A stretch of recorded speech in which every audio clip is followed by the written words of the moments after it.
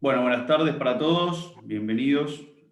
Hoy estamos en una nueva instancia para charlar un poco de sorgo, cultivo tan usado y adaptado en nuestros sistemas y en nuestros ambientes. En esta oportunidad tenemos la grata compañía de técnicos prestigiosos, tanto Mateo dentro de nuestra compañía como Adriana Saluso, Luis Romero y Ariel Melín de nuestros vecinos y hermanos argentinos. Así que vamos a tener una muy buena charla sobre sorgos, manejos, reservas de sorgo, calidades, pastoreos, manejo de pastoreos, etcétera, etcétera, performance animal. Así que hay un montón de cosas para ir charlando junto con Mateo, que nos estará también comentando las características de nuestros híbridos y en qué lugar juega cada uno de ellos, acompañado de las charlas. Así que la idea no sacarle mucho tiempo y comenzar en hora. Y estaríamos terminando la charla con el tema del día, como lo es la incidencia del pulgón amarillo, así que Adriana nos va a estar comentando y dando un poco más de información que tanto necesitamos sobre esta nueva, no es nueva, pero bueno, nos ha pegado en las últimas zafras, así que va a estar muy interesante. Muchísimas gracias a todos por acompañar y bueno, esperemos disfruten de esta charla. Así que bienvenidos a los disertantes, bienvenido Luis, Adriana, Ariel, Mateo. Y bueno, un poco el resumen de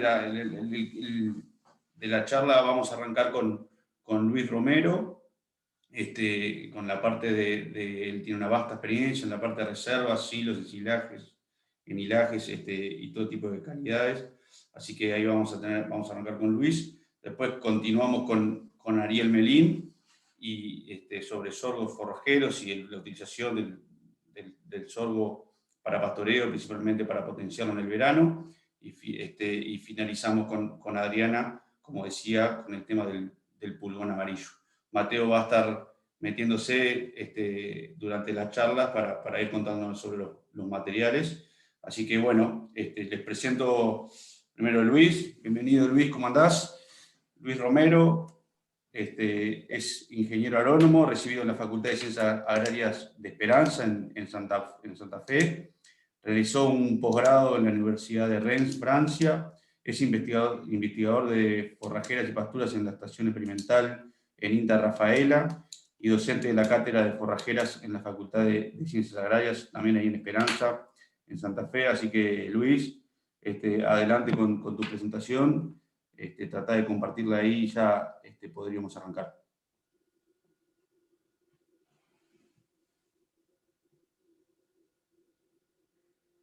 Bueno, muy bien. Bueno, Trata de agradezco, ponerla digamos, en... Ahí está, perfecto, ahí quedó perfecto.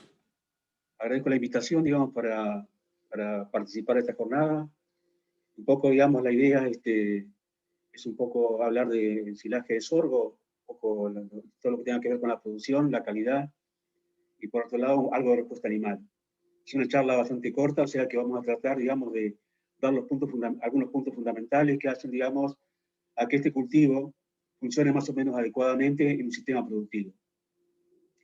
Realmente a mí me gusta hacer una introducción en el cual, digamos, cuando hablamos de lechería, posiblemente tenga que haber en la reunión muchos lecheros, no siempre busca de alguna manera que trata, digamos, de aumentar la producción e intensificar la producción lechera, pero para que esto ocurra de alguna manera, tenemos que mejorar la producción de alimentos propios, o sea, que bajemos los costos produciendo la mayor cantidad de alimentos en el propio establecimiento, digamos. Eso por un lado, mayor biomasa, mayor materia seca, que me permita de alguna manera aumentar la carga.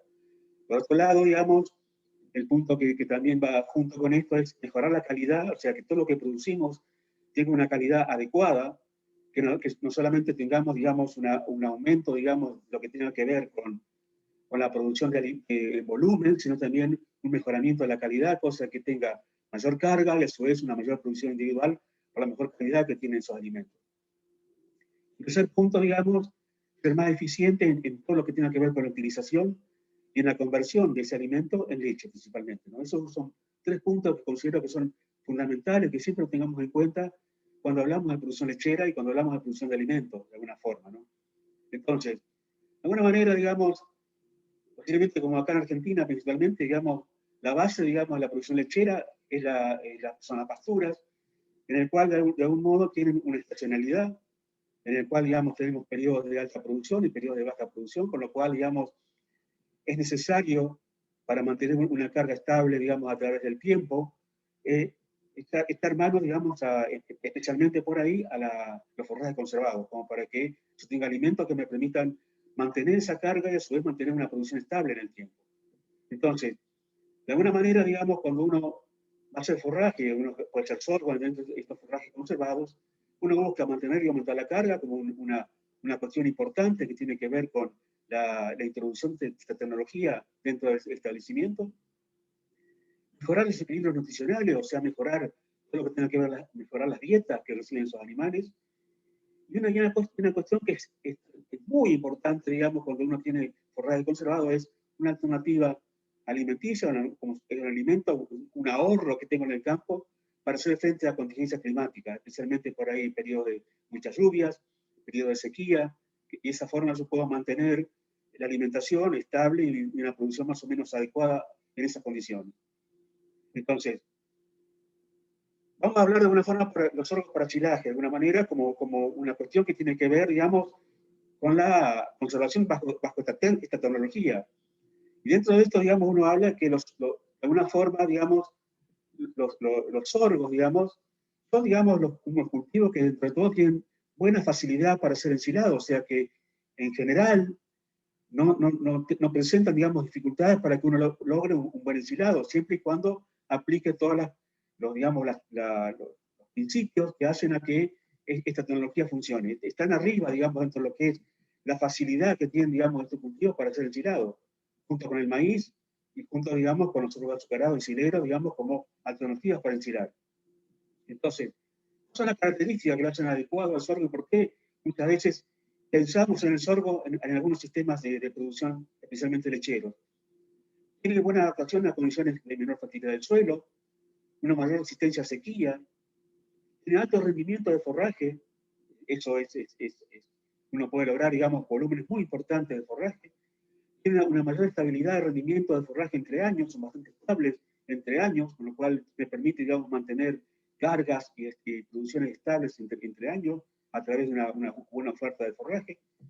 Y tiene, digamos, un costo de implantación, si yo lo considero por ahí, lo comparo, por ejemplo, con el maíz, son más baratos, especialmente en la implantación, la semilla es más barata, es un cultivo que de alguna manera me permite, digamos,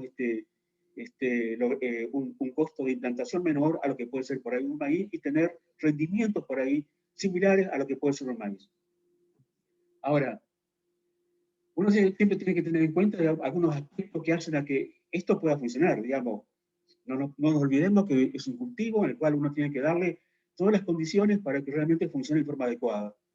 Si uno quiere tener rendimiento y un rendimiento adecuado, una calidad importante de ese cultivo, es importante por ahí ver el tipo del suelo, el sistema de siembra, la selección del tipo de sorgo e híbrido que vamos a utilizar, la fecha de siembra, la densidad y cancha de siembra, la fertilización como factores, digamos, agronómicos, son los que hacen que yo logre, digamos, un cultivo de alto rendimiento, ¿no? Logre, digamos, una buena producción de materia seca, una buena producción de biomasa. Eso, digamos, como lo que hace la parte agronómica, a lo que hace la alimentación, pero también hay otros factores como las plagas y las malezas, que también influyen.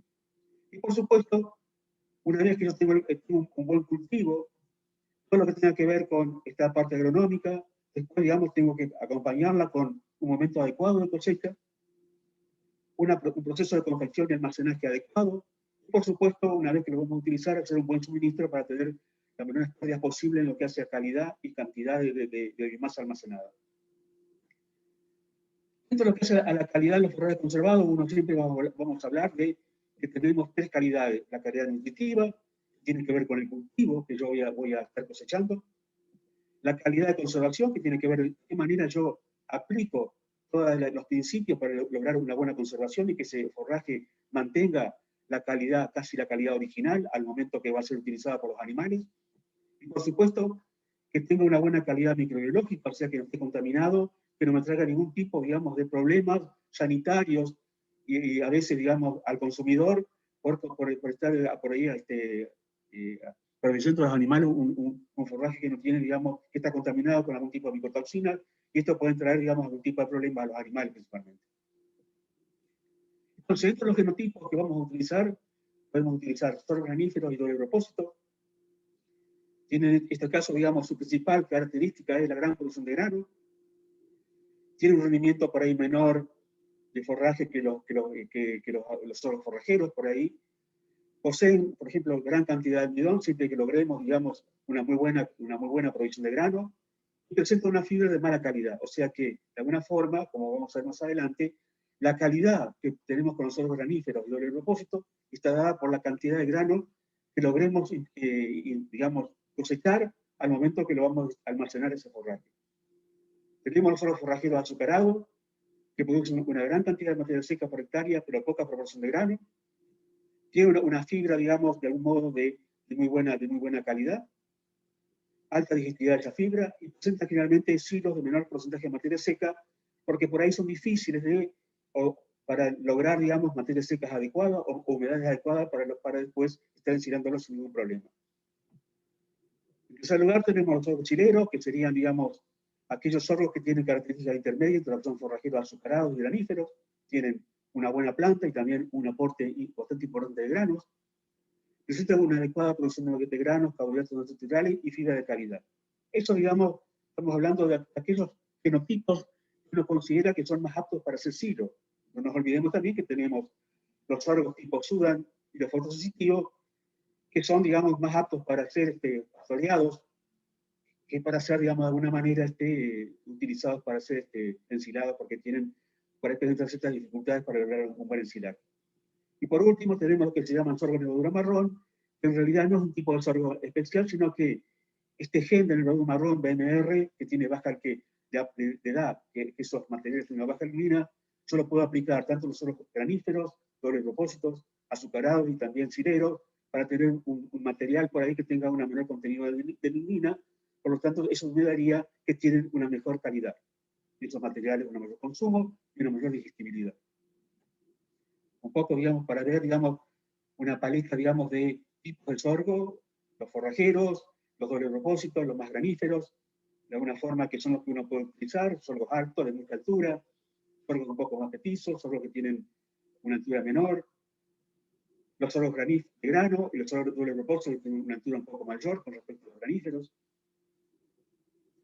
Y por supuesto, el destino que pueden tener los sorgos son, digamos, como cultivos, tienen una gran versatilidad, lo puedo utilizar a los forrajeros para pastoreo directo, para corte mecánico, para silaje, para heno, para biferirlos, especialmente los azucarados. Los graníferos los puedo utilizar para grano seco o húmedo, silaje de planta entera, uso los rastrojos. ¿Sí? Todos estos materiales, digamos, el sorgo tiene una gran versatilidad, una gran variación en cuanto a los usos que yo le puedo dar tanto a los graníferos como a los forrajeros. Ahora bien, cuando vamos a hablar sobre graníferos, pues, acá tenemos, digamos, algunas cuestiones que tienen que ver con los materiales. Fíjense, tenemos materiales más forrajeros, materiales intermedios, o sea que tenemos, cuando uno elige híbridos de sorgo según los tipos, vamos a encontrar, digamos, muchas variaciones en cuanto al volumen que podemos encontrar, volúmenes que pueden estar cercanos, en este caso, a los 24.000 kilos de materia seca, y cuando nos vamos hacia un extremo más granífero, tenemos valores que pueden estar por ahí entre 9 y 10.000 kilos de materia seca, y intermedios, digamos, en cuanto al rendimiento, según el tipo de sorgo que vamos a utilizar. O sea que uno, dentro de lo que hace a la producción, tenemos digamos, variaciones en cuanto a la producción que podemos esperar de los sorgos, en función, digamos, del genotipo que vamos a utilizar para sembrar en algún tipo de lotes. También encontramos que dentro de todos estos materiales, por ejemplo, en lo que hace a la calidad, por ejemplo, acá vemos lo que es el tema de digestibilidad, también dentro de los materiales que podemos utilizar, encontramos una gran variación en lo que hace a la calidad que podemos esperar, cortado el momento adecuado, por supuesto, en lo que hace a digestibilidad o en lo que hace a energía, que pueden, digamos, brindarnos esos materiales. O sea que, según el material que uno elija, vamos a tener una determinada cantidad de forraje y a su vez vamos a tener una determinada calidad que me pueden ofrecer esos materiales. Si uno lo compara por ahí con maíz, con sorgos forrajeros, sorgos cireros y sorgos graníferos, por supuesto vamos a encontrar, digamos, variaciones en lo que hace la calidad, y uno por ahí espera, o por ahí uno siempre dice que tienen una calidad por ahí un poco inferior al maíz, pero digamos hay variaciones también entre los sorgos en lo que hace a la calidad. Entonces, de alguna forma, cuando hablamos de sorgo granífero, un punto fundamental que uno tiene que ver y que es importante que uno lo tenga en cuenta es que en sorgo graníferos, o doble propósito, vamos a encontrar, digamos, también variaciones en lo que hace la productividad. Vamos a encontrar variaciones en lo que hace a la cantidad de grano que podemos incorporar dentro del silsilaje. Y eso va a hacer, digamos, que la calidad también sea diferente. Entonces, lo que uno observa, o lo que uno puede decir, es que cuando uno hace un sorgo granífero, cuanto mayor cantidad de grano puede incorporar dentro de ese silo, mayor va a ser la calidad de ese material. Como ven acá, a mayor cantidad de grano tengo una mayor digestibilidad, y a medida que yo tengo una menor proporción de grano dentro de ese silaje, digamos, la calidad va disminuyendo. O sea que lo que uno ve es que, digamos, la digestibilidad o la calidad que tiene ese material aumenta en función, digamos, del rendimiento de grano. Por supuesto que uno debe tener un sorgo con una muy buena panoja, con que esté, digamos, con un grano sano, pero puede ocurrir, digamos, que por ahí tengamos condiciones en el cual tengamos un buen volumen de planta, pero muchas digamos, fallas en lo que hace el llenado de grano. Bueno, acá lo que uno por ahí observa, y es un problema que por ahí a nivel de campo, especialmente los productores de sorgo para silo, ocurre que pueden ser ataques, por ejemplo, del GOT, que es una enfermedad que ataca la flor y produce un exudado como una melaza, y eso hace que no forme grano. O puede ser, digamos, un insecto como puede ser la mosquita del sorgo, que también afecta, digamos, el llenado de grano.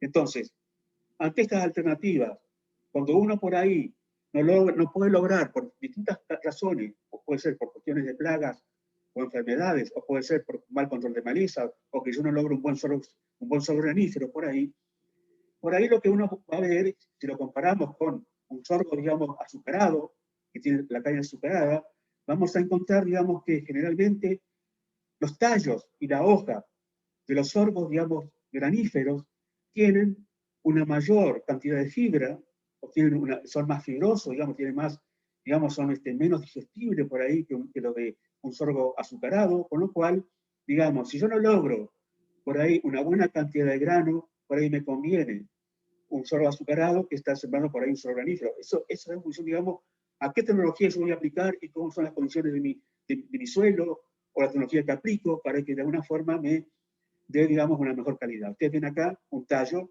fíjense, en cantidad de azúcares o carbohidratos solubles.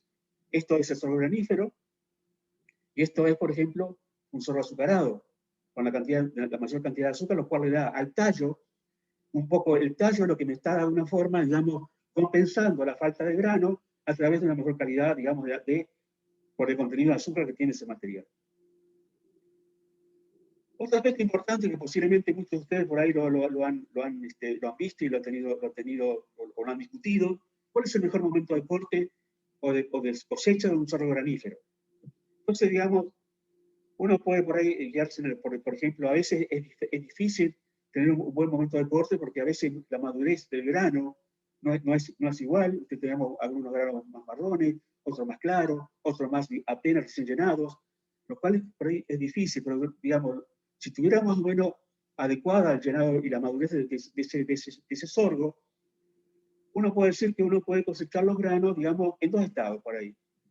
Un grano pastoso o un grano duro, por ejemplo. Como es acá, pastoso o duro.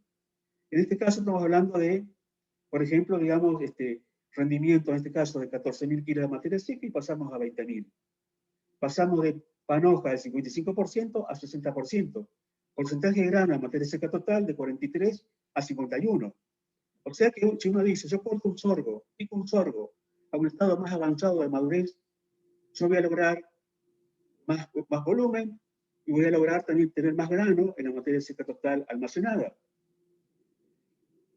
Tengo, digamos, esa cuestión en ese caso. Ahora, ¿qué pasa, digamos, cuando la calidad? También, cuando yo, digamos, corto en el estado más avanzado, grano duro, tengo, digamos, una mejoría de la calidad, como ven acá, paso de 59 de digestibilidad a 62, logro también tener menos fibra, fíjense, fibra neutra, fibra ácida, también hay una caída, una mejoría en lo que hace a calidad, con lo cual si uno lo ve de esta manera y como un dato de laboratorio, esto me estaría indicando, digamos, que cortar tarde me daría, digamos, los mejores volúmenes de la mejor calidad y uno esperaría, de alguna manera, una mejor respuesta animal. Ahora bien, cuando uno, digamos, lo da, digamos, hace dietas con estos tipos de sorgo, unas dietas comunes, digamos, en el cual tenía pastura, silaje, un balanceado comercial, uno lo que encuentra es que, a pesar, digamos, que uno pensaba que íbamos a tener mayor volumen de leche, porque tenía más calidad con el grano duro, encontramos que esto, digamos, no se logra una mejor producción de leche con el grano pastoso que el grano duro. ¿Por qué ocurre esto? Porque normalmente, digamos, ese grano duro, el animal no lo aprovecha, se pierde, con lo cual, digamos, la energía que yo tenía disponible en el silo no está disponible para los animales y se pierde a través del bosteo. Con lo cual, digamos, eso es un punto que uno tiene que discutir. Entonces, si uno quiere lograr, digamos, una mejor uso del grano y una mejor respuesta animal, es mejor por ahí cortar el grano pastoso que cortar el grano duro. Salvo que tengamos una máquina que tenga el procesador, el cracker, el procesador de grano, que me permita, digamos, procesar el grano de sorgo, con el cual de esa manera yo podría estar, digamos, cosechando en un estado más avanzado, lograr procesar ese grano que esté más disponible para el animal, y por supuesto, en ese caso sí, la respuesta animal y el uso de ese grano sería mucho mayor.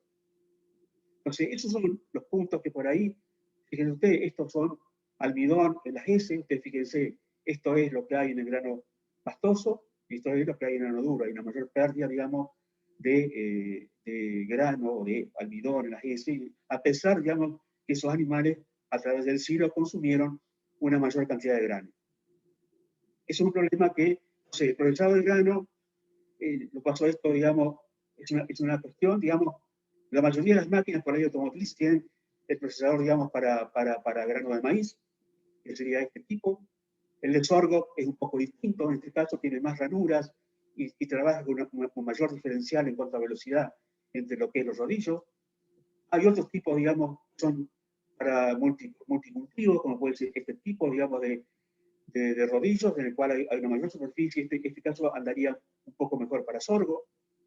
O este otro tipo, digamos, que serían este tipo, digamos, de rodillos que en sorgos aparentemente podían funcionar y tener, digamos, una mejor rotura y una mejor, digamos, disponibilidad posterior de ese grano al ser utilizado por los animales. Este tipo, digamos, y a su vez me daría por ahí que tengamos un tamaño de picado mayor, no tan fino, con lo cual también en el caso de la leche tendría un poco más de fibra efectiva, que con un cracker común, un procesador común, en este caso es maíz. Ante esta condición uno puede pensar, bueno, tenemos otro Luis, tipo de... disculpame, quedan unos 3-4 minutitos, te digo, para que te vayas Bueno, organizando. voy a pasar, digamos, al otro tipo, digamos, de materiales para que veamos los tipos de sorgos forrajeros. En este Perfecto, caso perfecto. tenemos los fotosensitivos, los sudan, los azucarados, la levadura marrón, y el momento de corte. Fíjense, a veces se discute, ¿cuándo lo corto? Fíjense en este caso. A medida que yo corto más tarde, tengo mayor volumen. En todos los casos hay esa cuestión que uno la debe tener presente. Pero ustedes fíjense, por ahí los contenidos de materia seca, que son por ahí difíciles de lograr, salvo el levadura marrón, en el cual yo logro un contenido de materia seca superior. Ahora, ¿qué pasa con la calidad? Entonces, en estos casos también, ¿qué pasa con los azucarados? La calidad aumenta y también cuando yo lo corto más tarde, o sea, en el caso, digamos, los azucarados, una levadura marrón, que también tiene azúcar, a medida que yo corto más tarde, al tener más azúcar en la caña, me permite, digamos, tener mayor calidad. Cosa que en un fotosensitivo y en un sudan, esa calidad no tengo en corte temprano. Con lo cual, uno siempre dice, cuando vamos a cortar un sorgo azucarado o una levadura marrón azucarado para silo, lo debemos cortar bien tarde, digamos, si uno quiere tomar una medida con el grano duro, porque el grano, digamos, En este caso no me interesa tanto porque no es mucho su aporte, sí me interesa la cantidad de azúcar que puede aportar, digamos, la caña, y eso me va a dar la calidad que tiene ese material.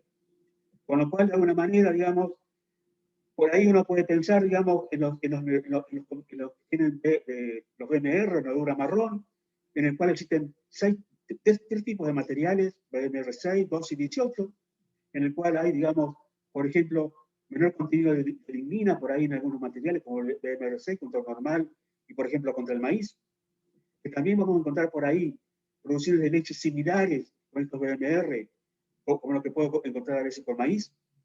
Esto para tenerlo en cuenta. El problema muchas veces de los BMR, como tienen menos lignina, también tienen mayor digamos, problemas de caída, mayor riesgo de vuelco. Entonces, eso hay que tenerlo presente también. Entonces, de algún modo, digamos, a veces, digamos, en lo que hace, digamos, a los sorgos de levadura marrón, por más que a veces uno dice que tiene mejor calidad, a veces eso no se traduce por ahí en una mayor producción de leche. Entonces acá tenemos maíz, silaje de maíz, sorgo de levadura marrón o sorgo normales, digamos, y la producción de leche fue similar, un poco inferior, digamos, no diferente estadísticamente con respecto a leche, al maíz. Sí, por ejemplo, tuvieron en los sorgos de levadura marrón una mejor composición que lo que era, por ejemplo, en lo que se refiere, por ejemplo, a los con sorgo forrajero normal. Entonces, esto, digamos, de alguna manera, hay algunas cuestiones que tienen que ver con esto. O sea, a veces los levadura marrón tienen esta dificultad, especialmente en los sorgos forrajeros. Si lo hago por ahí muy densos y vienen muy altos, este es el problema. Yo puedo tener por ahí un excelente cultivo, viene un viento muy fuerte días antes de cosechar y me ocurre este problema. Problemas de vuelco, problemas que hacen muy difícil para ahí de cosechar.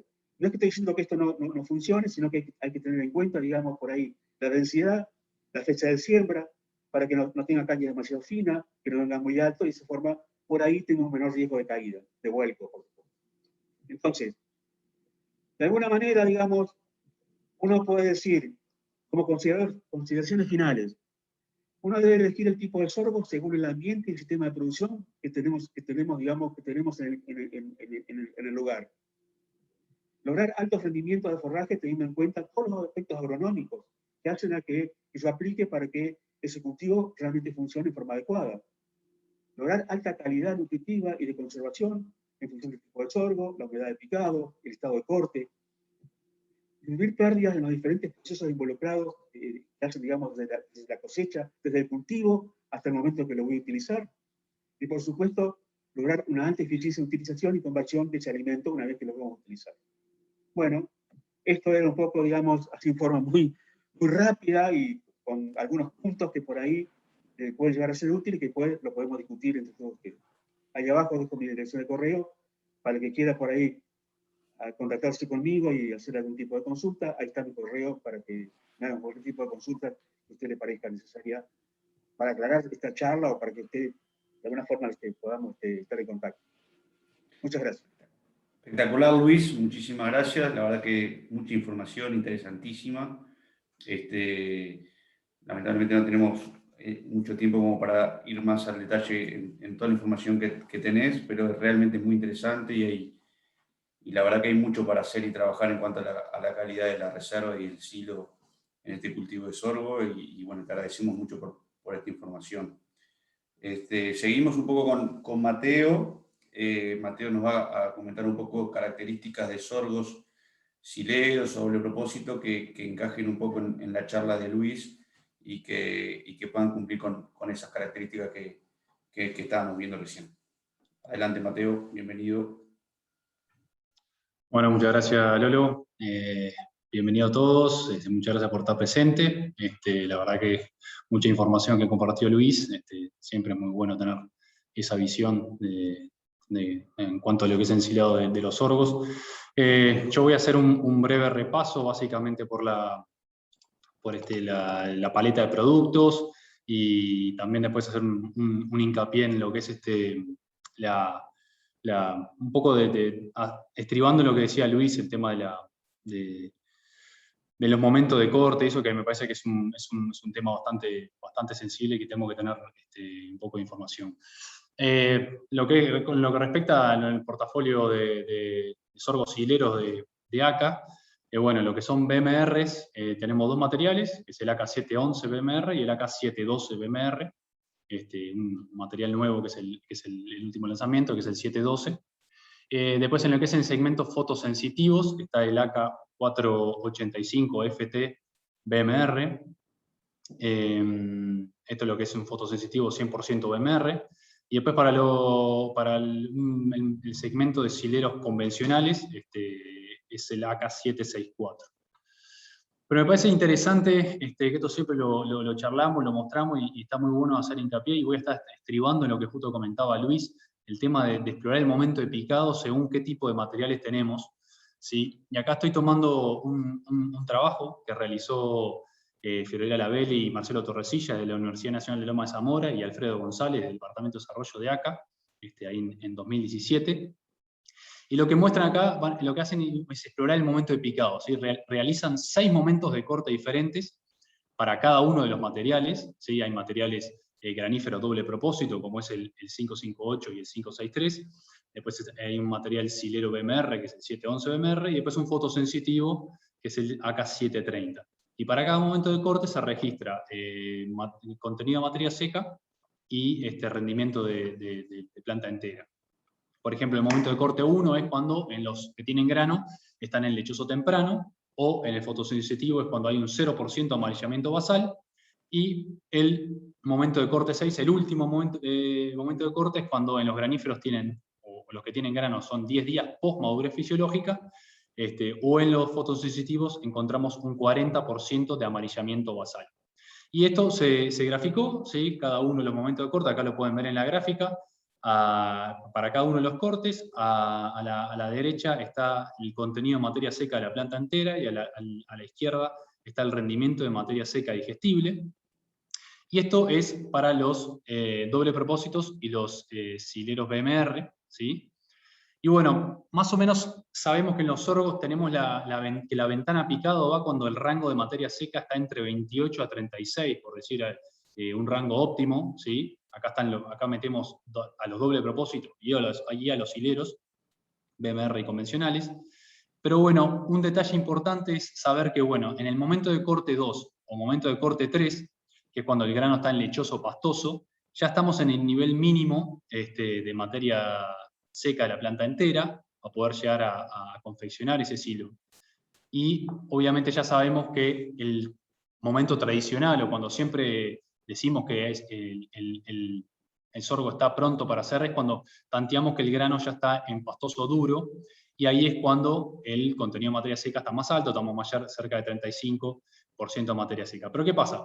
Acá en Uruguay los campos son muy ondulados y siempre hay viento presente, y tenemos a estos materiales sileros BMR, que como dijo Luis, los BMR son los materiales que tienen un menor contenido de lignina, por lo tanto son menos rígida la fibra, y lo que puede llegar a tener puede tener tendencia al vuelco justamente por esa falta de rigidez, y acá el viento influye y siempre pega. Entonces, lo que nosotros recomendamos es, en esos materiales BMR, en los cuales el contenido de grano es tan poco, en la panoja estamos hablando de un 15 a un 20% de la biomasa lo aporta ese grano, no esperemos a que ese grano esté pastoso duro, porque lo que hace es hacer un efecto péndulo, porque carga la panoja. Entonces no queremos que haya algo pesado arriba. Ese grano nos va a aportar muy poco, y como dijo Luis, lo que nos importa en los BMR, los azucarados, es la calidad de la fibra del tallo y de la hoja. Entonces ya sabemos que cuando el cultivar o el sorgo lo tenemos en lechoso pastoso, que son más o menos unos 25 días post floración, ahí ya tenemos que poder confeccionar ese silo. Resignar un poco de producción de grano, porque sabemos que no nos aporta, para evitar cargar esa panoja. Y lo que hacemos también acá ya todos sabemos que la operativa del picado es muy engorrosa, no siempre tenemos la máquina en la chacra, con cualquier lluvia que nos atrasemos, bueno, estamos dentro de última del rango de ventana de picado. Así que nuestra recomendación es para eso, que siempre es un problema, el tema de los BMR, poder adelantar ese momento de picado cuando más o menos tenemos el grano lechoso pastoso. En cambio, como estamos con un doble propósito, o sea, los graníferos 563 o 558, sin duda hay que esperar ese grano. ¿Por qué? Pues son materiales más bajos que no vamos a tener problema de vuelco, y ese grano, que es un 50% de la biomasa, nos aporta mucho, y lo tenemos que esperar cuando esté pastoso duro. Distinto es el caso total para los fotosensitivos, que acá vemos que para la misma ventana de picado, recién cuando el momento de corte 5 o 6, que es cuando está entre un 30 a un 40% amarillamiento basal, o sea, si el sorgo mide 3 metros, tiene que haber por lo menos 1 metro de altura desde el piso de la planta totalmente seca. Recién ahí estamos en el nivel mínimo de materia seca para ensilarlo. Entonces, me parece importante tener un poco tener ese detalle. Y yendo en el producto, bueno, la novedad del AK712 BMR es un material nuevo, de muy buena producción, es un ciclo intermedio largo, 95 días a floración, más porte, más folioso, y recomendamos sí, una densidad de 10 a 12 kilos justamente para no pasarlo de planta, para que esos tallos no queden finos y que no haya problema de vuelco. Tiene muy buenos datos de rendimiento, datos de digestibilidad, muy buenos datos de energía digestible de planta entera, excelente datos de azúcares solubles, o sea, es un muy buen material. Estos también son datos de la Facultad de Ciencias Agrarias de la Universidad Nacional de Loma Zamora, datos de Marcelo Torresillas. Promedio de 2 localidades, acá vemos comparado contra 19 híbridos de sorgos hileros, bueno, 712 anduvo un 6% por encima de la media, o sea, tiene un muy buen desempeño de rendimiento. Cuando ya no queremos tanto calidad de fibra en los BMR, bueno, nos vamos a los convencionales. El que se destaca por lejos en rendimiento es el AK764. Es un material de altísima producción de fibra por hectárea, estamos hablando de unos 115 o 120 días a picado más o menos, muy buen porte, 3 metros, excelente caña, muy poco grano, y también con una densidad de siembra de 10 a 12 kilos, con excelente dato de rendimiento. Estos son datos de la Evaluación Nacional de Cultivares, 4 años de ensayo, un 15% por encima de la media de todos los materiales que estuvieron presentes. Datos de la Universidad Nacional de Loma de Zamora, 2 años de ensayo, 4 localidades. Acá vemos toda la cantidad de híbridos que estuvieron presentes en esos ensayos. Y bueno, en esos 2 años un 14% por encima de la media, o sea, es un material que se destaca y se destaca muy bien. Cuando lo comparamos con material de similares características de la competencia, el Sugar Grade, por ejemplo, que en los ensayos nuestros, que tenemos ensayos en San José y en Palmitas, en 2 años de ensayo, este material anda un 7% por encima de Sugar Grade, que es un muy buen material. Así que vemos que es un material que tiene altísimo potencial de rendimiento, sin importar, o sea, que no nos importe la calidad de la fibra. Acá vemos más o menos los portes para otros tipos de materiales que también se usan en el segmento silero.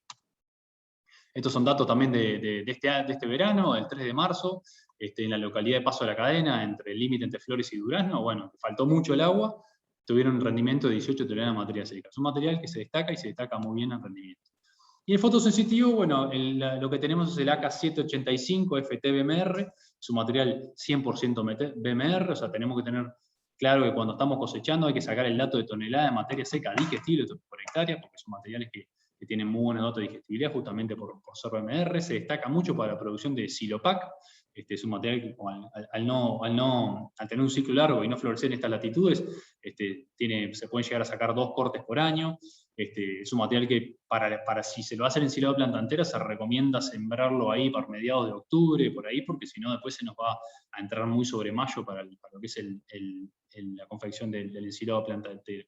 Es un material que anda muy bien también para el comportamiento frente a pulgón amarillo, y aquellos que conocían al 730, bueno, es muy similar en porte y tipo. Y bueno, en graníferos doble propósito, sigue estando el 558, material que hace 10 años en el mercado, y el otro material sucesor es el AK563, es un material muy bueno, de altísimo potencial de rendimiento, de muy buen porte, o sea, son materiales que miden 1,80, 1,90, pero tienen una altísima producción de grano.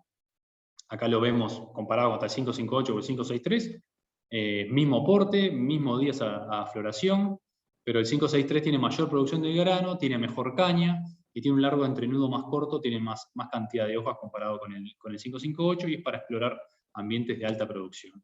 Acá lo comparamos el 563 contra el 558, pelo a pelo, son 3 años, 7 localidades en Argentina, y bueno, el 563 siempre estuvo por encima del 558 en rendimiento en grano, más o menos unos 550 kilos promedio, así que es un material que rinde y rinde mucho en grano. También tiene muy buena calidad, tiene un grano grande, panoja semi-alargada, compacta, de muy buena exerción, y también muy buen porte. y acá, bueno, acotando un poco a lo que comentaba Luis también, bueno, ¿cuál es el componente de rendimiento de planta entera de este material? Y bueno, es granífero, entonces el 50% de ese ensilado de planta entera lo aporta el grano, justamente por esa característica de granífero que es. Y estos son datos también de la Evaluación Nacional de la Universidad Nacional de Loma de Zamora, parámetro de calidad de 3 años de ensayo. Acá tenemos datos de la panoja y datos de la planta entera, con, digamos, rendimiento de materia seca digestible, después energía digestible. O sea, es un material que justamente por esa gran cantidad de grano que tiene, como dijo Luis, si se puede utilizar esa maquinaria, esos crackers nuevos que hay para poder llegar a procesar ese grano, aporta muy buena calidad al ensilado de planta.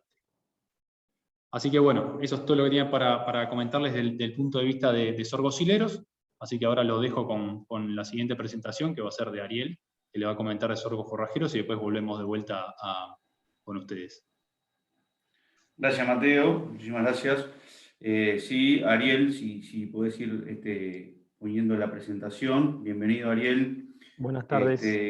Capaz que les recuerdo a todos que estamos recibiendo las preguntas y pueden hacer las preguntas por el chat, que al final de las charlas vamos a ir intentando contestar la mayor cantidad de preguntas posibles.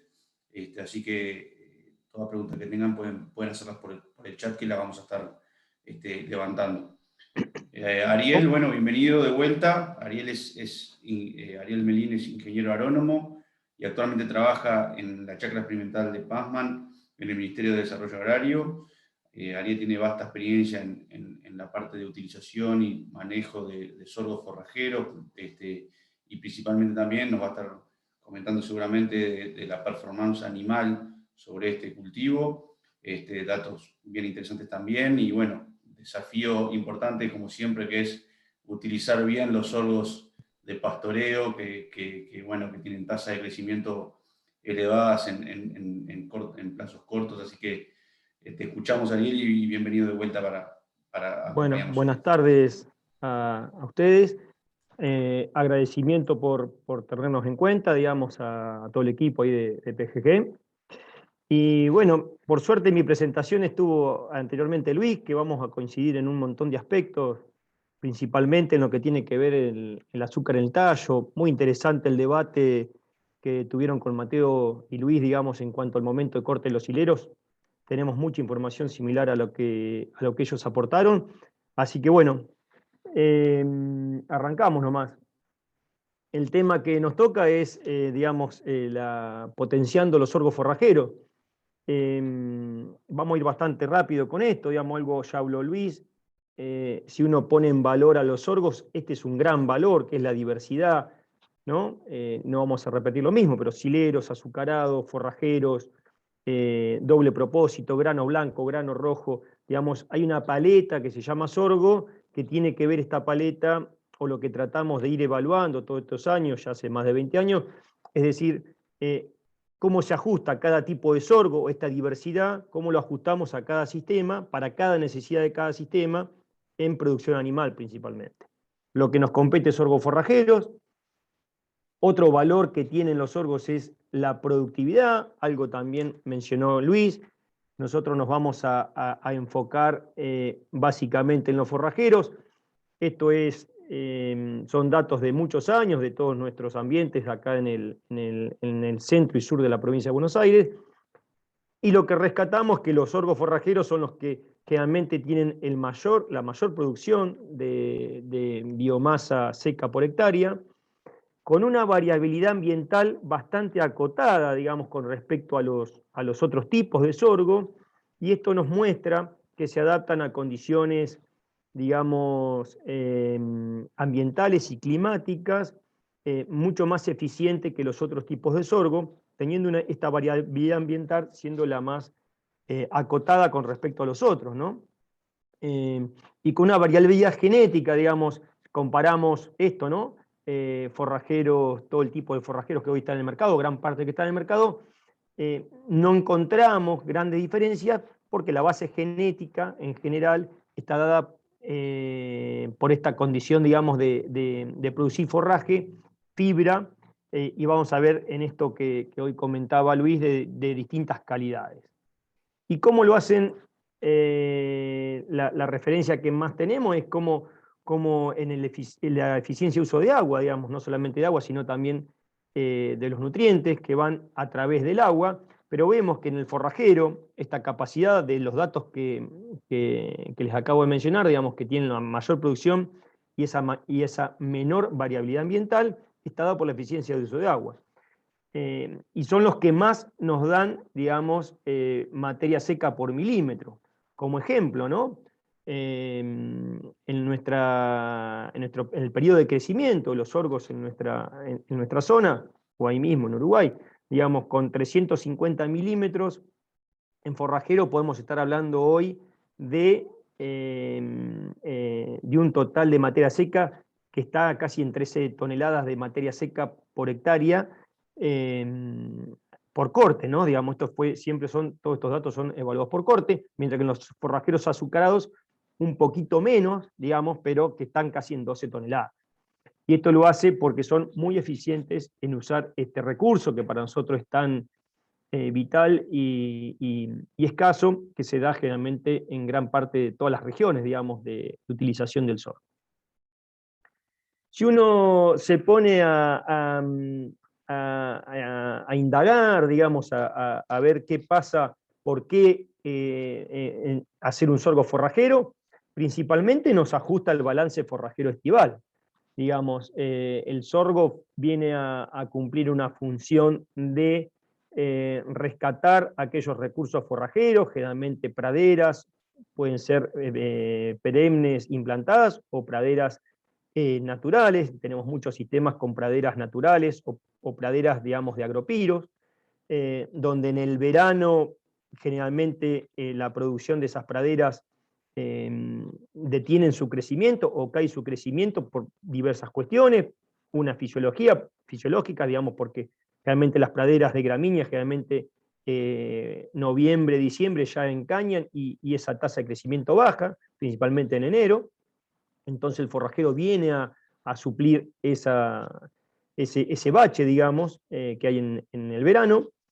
También porque es un recurso donde, como mostramos anteriormente, generalmente son de alta producción, es un recurso como verdeo de verano de muy alta producción, diríamos que es el que mayor producción como verdeo de verano hoy cuentan los sistemas ganaderos. Es económicamente viable, digamos.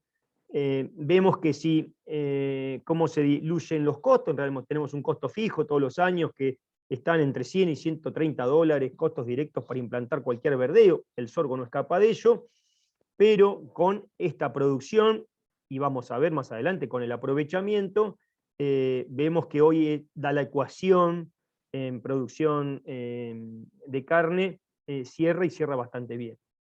No se estabiliza el sistema ganadero, principalmente por las variaciones climáticas que tenemos. En Argentina ocurrió una sequía muy fuerte, 2008-2009, y aquí el forrajero fue la vedette, digamos, fue quien nos salvó en los sistemas ganaderos a no tener que malvender ese vientre, principalmente en los rodeos de cría, o a poder llegar a tener una cantidad de raciones en los sistemas de recría o engorde, ¿no? Entonces, es un recurso, este verdeo de verano, que vemos que ha estabilizado muchísimo los sistemas siempre y cuando se lo esté programado. Digamos, esto lo sabemos todos, ¿no? Parte de esto es tolerancia a la sequía, o lo que yo mostré anteriormente, en cómo va, en la eficiencia que tiene en el uso de los recursos. Y hoy contamos con sorgos, ya algo ahí mostró Mateo, con sorgos forrajeros modernos, decimos nosotros, porque hoy tenemos forrajeros azucarados, fotosensitivos, BMR, que ha cambiado un poco los aspectos que se venían evaluando años anteriores con el forrajero Sudán típico.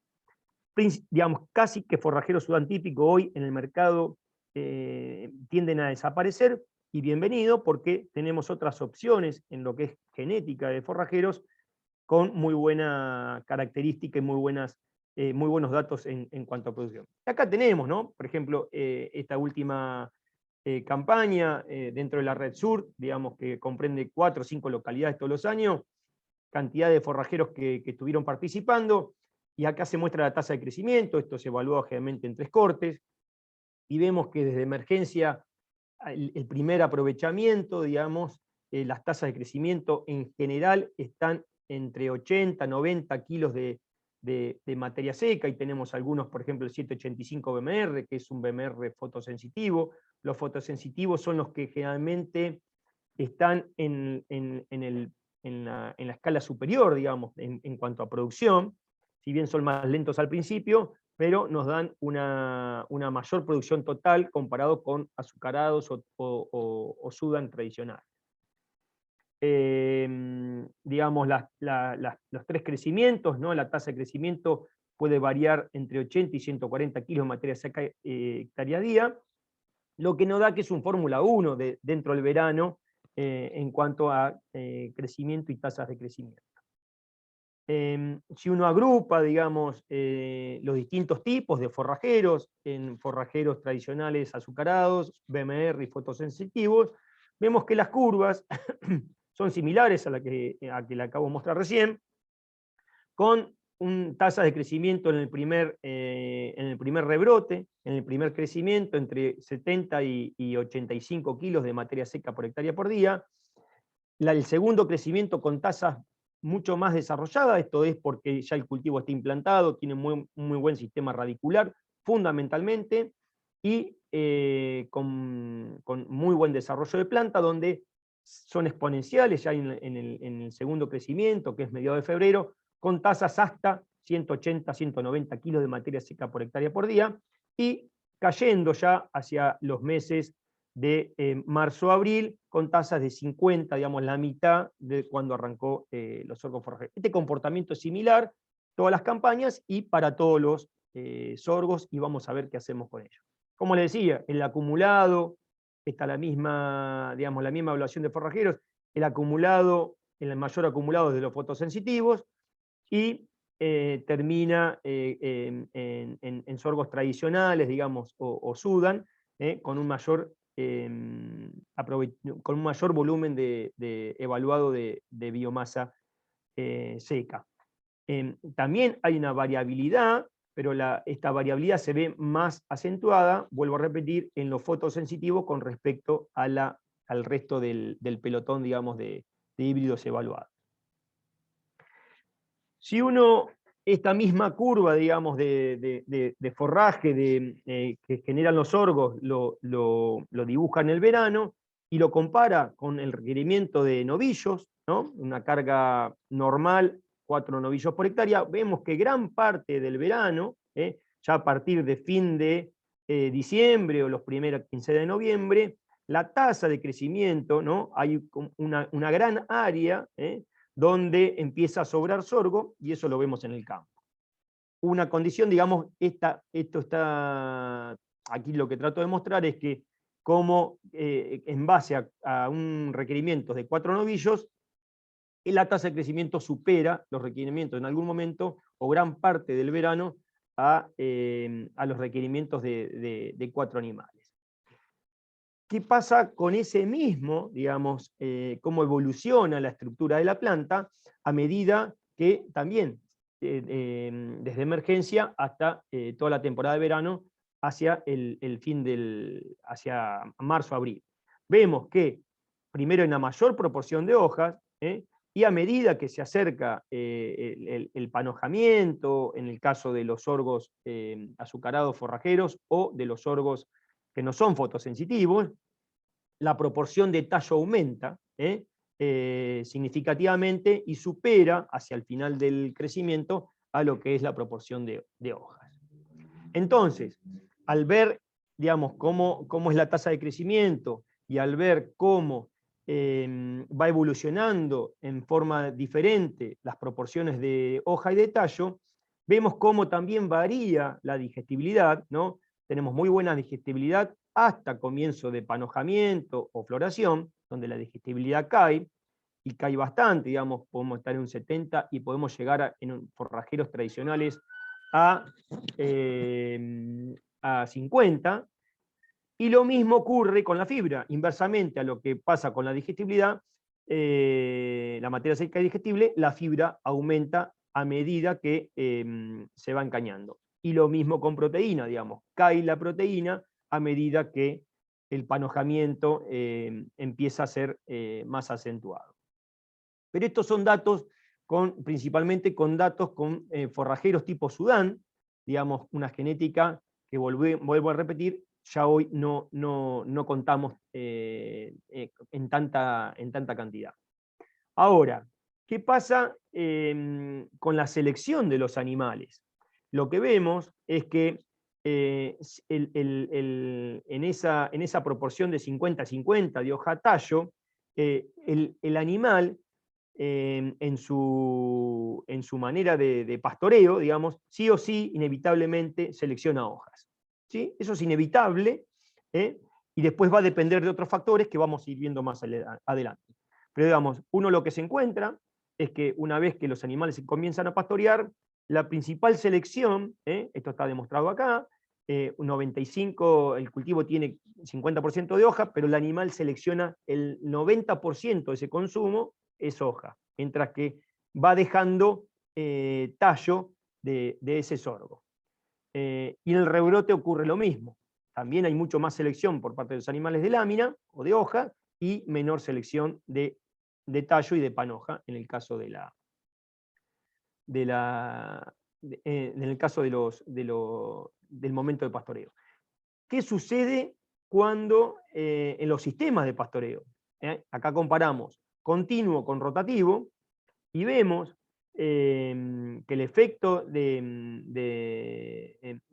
sobre la ganancia individual y la producción acumulada por hectárea, vemos que si bien en el continuo, en un pastoreo continuo, donde hay bastante, ¿no? Hay bastante selección de hojas, la ganancia individual en estos trabajos fue mayor que en el pastoreo rotativo. Pero en el rotativo lo que tenemos es que mayor cantidad de receptividad, digamos, de novillo hectárea día, por lo que nos da una mayor producción de carne total, a pesar de que la ganancia de peso fue menor. La ganancia de peso animal se eleva un 15%, ¿no? Mientras que la producción total de carne se eleva un 30%. Así que, por un momento, digamos, para ir aclarando, selección animal, lámina. Pastoreo continuo rotativo, vemos que el rotativo es la herramienta, y a pesar, digamos, de este pastoreo rotativo, la selección por parte de los animales sigue siendo hoja, ¿no? Acá vemos que en el primer aprovechamiento, que es todo hoja, prácticamente no queda, digamos, se aprovecha el 50% de esa hoja, pero a medida que se va encañando, el sorgo va generando más tallo,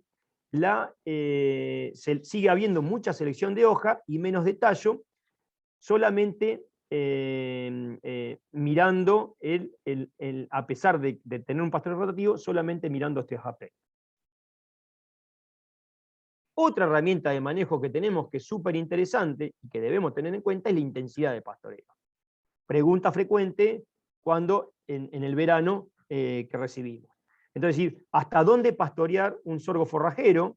Y un poco traerles este trabajo donde dejando muy bajo remanente, con alta carga, prácticamente 10 novillos por hectárea, donde los remanentes el porcentaje de sorgo son bajos, las ganancias individuales iniciales son buenas y no difieren de si yo cargo con 10 animales o cargo con 3 animales y medio, son digamos, no hay diferencias significativas en la ganancia individual, pero sí voy a tener una mejor respuesta en cuanto a kilos acumulados por hectárea, que paso prácticamente al doble cuando yo aumento la carga, la intensidad de pastoreo.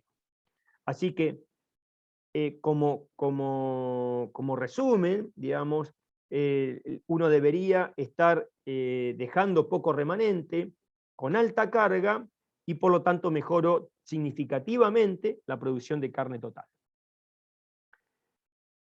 que otra pregunta que surge cuando en el verano mismo es, bueno, me queda mucha caña y aplico el control, digamos, o me deshago de esa caña a través del corte mecánico. Lo que encontramos es que en realidad hay una mejora en la digestibilidad total, digamos, de ese sorgo forrajero, que está en 4 puntos, mejora también algo proteína con el corte mecánico o sin corte, pero lo que vemos es que nos gustan las cuestiones de manejo, digamos, de no gastar, digamos, de no meter maquinaria. Entonces, este proceso me parece que lo deberíamos evitar el corte mecánico y trabajarlo más con carga y manejo de animales. Una de las cuestiones que nos encontramos es, si uno mira distintos trabajos viejos y actuales, las ganancias de peso en sorgo siempre fueron cuestionadas, digamos. Estoy en sorgo y no me ganan más de 300 gramos por día por novillo, o no me supera, o la producción de leche se me cae cuando entro al sorgo forrajero. Eso es habitual de escuchar, y consideramos que el manejo tiene mucho que ver. Para eso encaramos un trabajo hace unos años donde evaluamos 2 tipos de sorgo, uno azucarado no BMR y un sorgo azucarado BMR, y el trabajo consistió en entrar ya con sorgos encañados, con una categoría que fue novillo de 350 kilos. Esto se hizo durante 3 veranos, y lo que queríamos probar es esto: primero, pastoreo rotativo, fundamental; segundo, alta carga, como veníamos hablando, fundamental; y le adicionamos una más, que era entrar con el sorgo con más de 1,5 metros para las últimas parcelas que realmente esté encañado, y a ver qué efecto tenía el sorgo forrajero azucarado versus el sorgo BMR. ¿Qué encontramos? En realidad, en la oferta total fueron diferentes.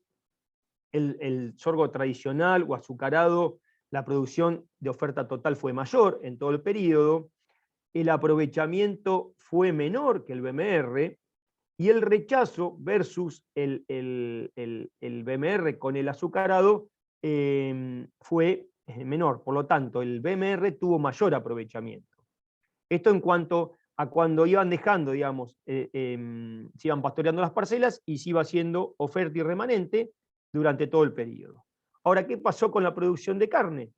Evaluada cada 20 días con esa categoría de animales, vimos que las ganancias diarias de peso no variaron, variaron en el verano, pero no variaron entre sí los sorgos, apenas se despegaron hacia el final del periodo, pero que estuvieron todas por encima de 800 gramos, superando en alguna medición 1 kilo, 1,2 kilos. Y nos encontramos que los sorgos tradicionales azucarados tuvieron una mayor ganancia de peso total, 85 kilos versus 75 kilos, que fue una diferencia casi del 13% de un sorgo a otro, y nos preguntábamos por qué. Y un poco Luis hoy contó, digamos, esto que es la característica y que consideramos que es fundamental, digamos, en los sorgos azucarados, esa carga de azúcar que hace el tallo, y lo que vemos es que ¿dónde creemos que están estas ganancias de peso y consumir caña o consumir tallo? En los carbohidratos solubles. A medida que el sorgo aumenta su volumen y aumenta su altura, los carbohidratos por fotosíntesis, ¿no? Se van generando y se van acumulando en tallo.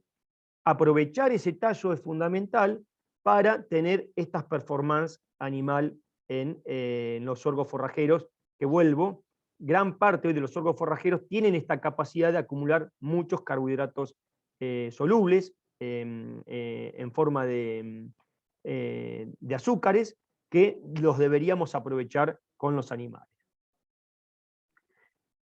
Intensidad de pastoreo, digamos, esta es una foto de este verano, donde ya tenían 3 días esas parcelas, y como decíamos, ¿no?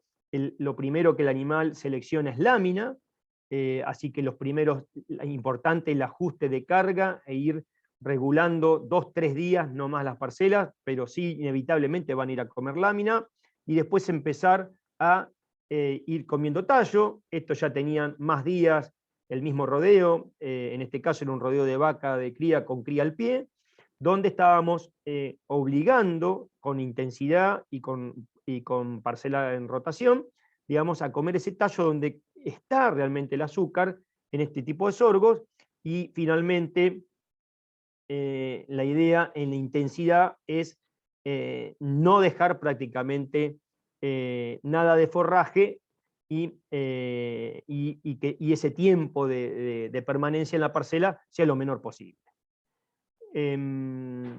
¿Qué vemos o cómo evaluamos en estos pastoreos intensos, comiendo, digamos, que ir a comer el tallo, que es donde está la performance, donde está la calidad del forrajero?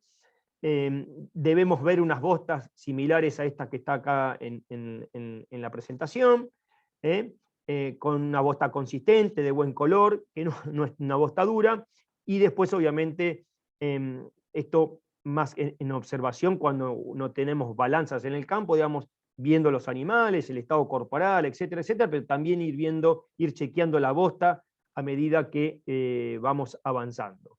Una cuentita rápida, digamos, que en pastoreo de sorgo, con un rodeo de 500 vacas, que puedo llegar a estar comiendo 1 hectárea por día, digamos, me da una cuentita para, digamos, en el sistema de qué importancia tiene el bosteo, la distribución del bosteo y la cantidad de bosteo. Es que yo recupero también gran parte de la fertilidad de ese lote, teniendo en cuenta, digamos, que esa cantidad de tonelada de bosta por día me está aportando, ¿no?, en forma, digamos, comparativa, tantos kilos de urea y tantos kilos de fósforo. Esto lo mostramos, digamos, porque también tiene impacto en el sistema, y vemos que los lotes de sorgo forrajero en este manejo de intensidad y rotación es importante la distribución de la bosta para obtener este tipo de resultados. Como resumen, si bien no hablamos de la siembra o las cuestiones agronómicas, que son fundamentales a la hora de tener en siembras de sorgos forrajeros, consideramos que la siembra temprana, siempre y cuando me dé la humedad y la temperatura del suelo, logro un pastoreo temprano a los 45-55 días. Nos parece que es como una herramienta, digamos, proponemos siempre que los forrajeros sean los primeros que se siembren. Después hay que ver el sistema de siembra, el sistema de labranza, pero bueno, me parecía que el tema de manejo de los forrajeros tenía un rol más importante en este seminario. Implementar pastoreo rotativo es fundamental, lo mismo que la intensidad de pastoreo también cumple un rol fundamental en el manejo, digamos. Estamos proponiendo, por eso que lo mecánico lo descarto, el corte mecánico, porque ahí estoy desaprovechando lo que quiero que entre al rumen, lo que quiero que se consuma, que es el tallo, porque ahí es donde está realmente la calidad en los sorgos forrajeros, que es en su tallo, que están los azúcares solubles, que es lo que me van a dar mejor performance y aprovechamiento de toda esa fibra, ¿no? Si bien es un material fibroso el sorgo, pero con estos azúcares mejoro muchísimo la performance animal. Cargas promedio en novillos, por poner, digamos, un ejemplo, 5 o 7 novillos de 340, vacas con cría, también consideramos ahí 5 vacas con cría, digamos, alta carga, ¿no? Vuelvo a remarcar, para aprovechar eficientemente los forrajeros. Los BMR realmente tienen mejor o mayor calidad, por todo lo que se habló hasta ahora. Esa menor lignificación de la fibra hace que tenga mucho mayor calidad y mejor aprovechamiento, principalmente hacia el final. Si yo tengo que programar o planificar un sorgo forrajero para un rodeo, para un sistema de recría, donde las categorías están entre 180 o 240 kilos, digamos, tengo que ir a un BMR, porque el BMR voy a tener mayor aprovechamiento y mejor performar en ese tipo de rodeos. Lo mismo si estoy hablando de tambos, ¿no? Me parece que es el sorgo, digamos, que además de ser BMR, va también a concentrar muchos azúcares en el tallo. Puedo tener una producción, o podemos obtener, hoy hemos evaluado, estos años atrás, producciones de carne de 350 kilos de carne, y hoy nos estaría arrojando con un valor del gordo en Uruguay de 2.33, 815 dólares de ingreso bruto, que vuelvo, ¿no? Si le sacamos un costo directo como máximo 140 dólares, nos está quedando un margen arriba de 600 dólares. Hoy ya no es, me parece, la utilización del sorgo forrajero una herramienta para como cubrir el bache estival, sino me parece que es un recurso estratégico en la cría, en la recría y en el engorde pastoril, y estamos convencidos de eso. Bueno, muchas gracias, y lo mismo, ahí dejo los contactos para aquellos que digamos, recibir alguna consulta por esto o por algunos otros temas, digamos, a esto, a los sorgos forrajeros en general. Muchas gracias. Buenísimo, Ariel, muchísimas gracias. La verdad que muy interesante también, muchísima información, sobre todo de producción animal, que siempre hay muchas preguntas sobre el tema.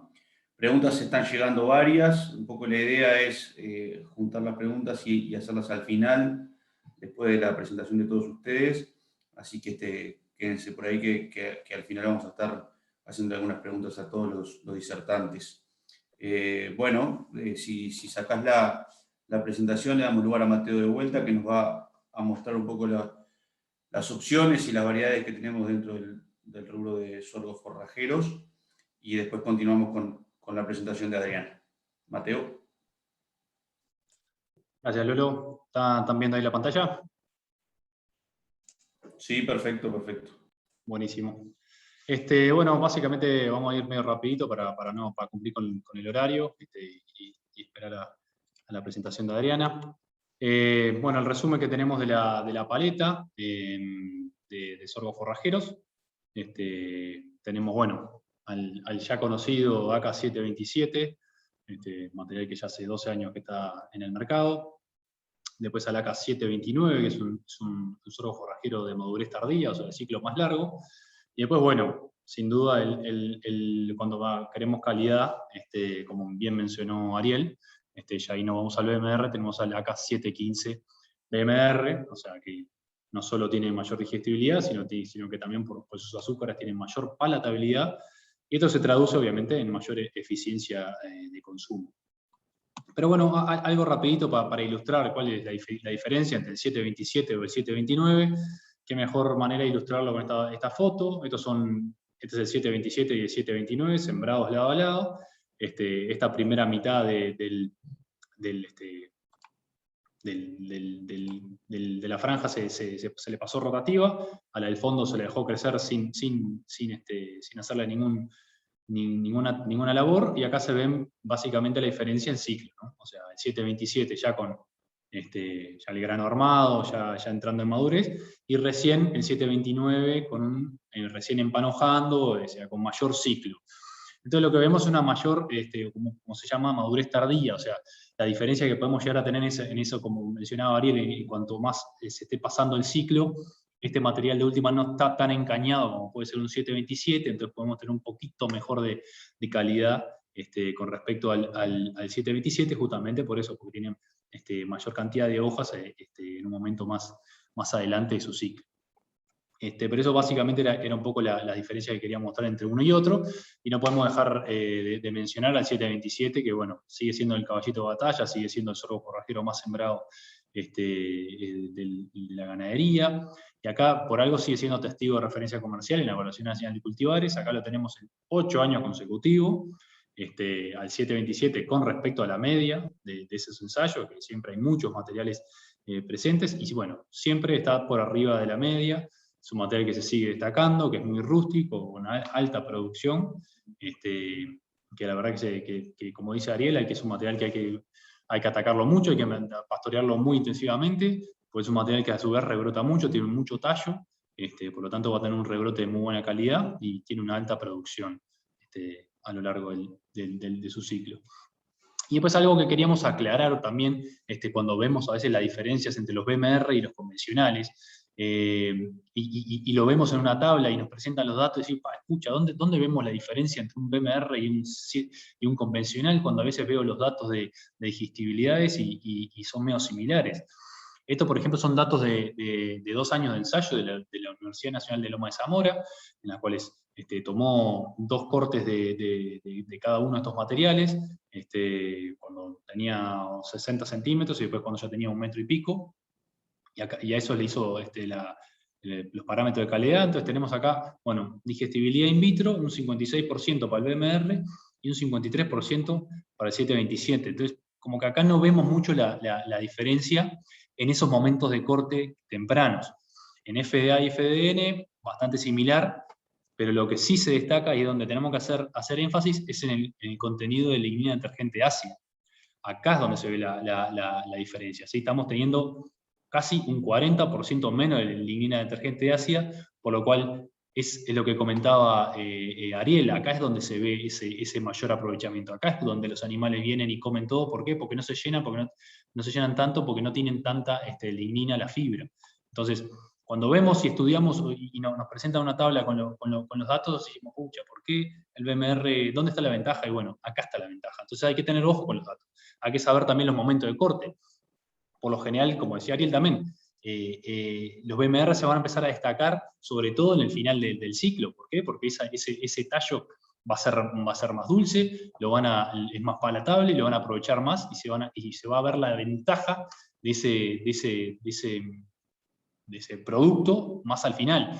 Entonces también tenemos que tener un poco claro cuál es nuestro sistema, qué es lo que viene después de ese sorgo forrajero en nuestra rotación. Si estamos pensando en que vamos a andar barbechando medio temprano, en febrero o marzo, porque tenemos que ir rápido a una avena o un ryegrass, bueno, quizás los BMR no se van a beneficiar tanto en ese momento, entonces podemos ir con los convencionales, pero si sabemos que nuestra rotación va a ir un poco más tarde, que lo vamos a andar aprovechando en marzo, abril, aprovecharlo más, sin duda acá es donde estos materiales se destacan, justamente por eso, por tener menor contenido de lignina detergente ácida y tener mayor aprovechamiento de la fibra. Y bueno, y para ir terminando, algo que nos parecía muy práctico y muy bueno, esto se lo tomamos de una jornada que hizo, una presentación que hizo la gente de Iña Tacuarembó, o sea, Fabio Montosi y Suárez de Lima, cuando estaban hablando del sistema de recría y engorde de novillos sobre sorgo forrajero. Y bueno, acá es la alta correlación que hay entre la altura del forraje y la disponibilidad. ¿Visto? De toda la información, esta es la regresión que tienen, y bueno, a base de esquema, para que nos demos cuenta de qué estamos hablando, está muy buena y muy práctica esta tablita, y que así no sabemos más o menos dónde estamos parados a la hora de presupuestar un sorgo forrajero. Ya vimos los datos que nos presentó Ariel, y a su vez esto está bueno para tener en cuenta, bueno, qué altura tengo del sorgo, más o menos cuál es la disponibilidad de forraje. Ya como decía Ariela, cuando están en altura más baja, la disponibilidad es menor, y cuanto ya más alta, mayor contenido de tallos, mayor contenido de materia seca va a tener ese sorgo forrajero. Así que está bueno compartir esto con ustedes, para que también se vayan llevando un poco más de aspectos más prácticos de cómo utilizar un poco los sorgos. Ya vimos bien lo que nos comentaba Ariel, ya vimos los materiales, 727, 729 y bueno, 715, lo que es en el segmento BMR.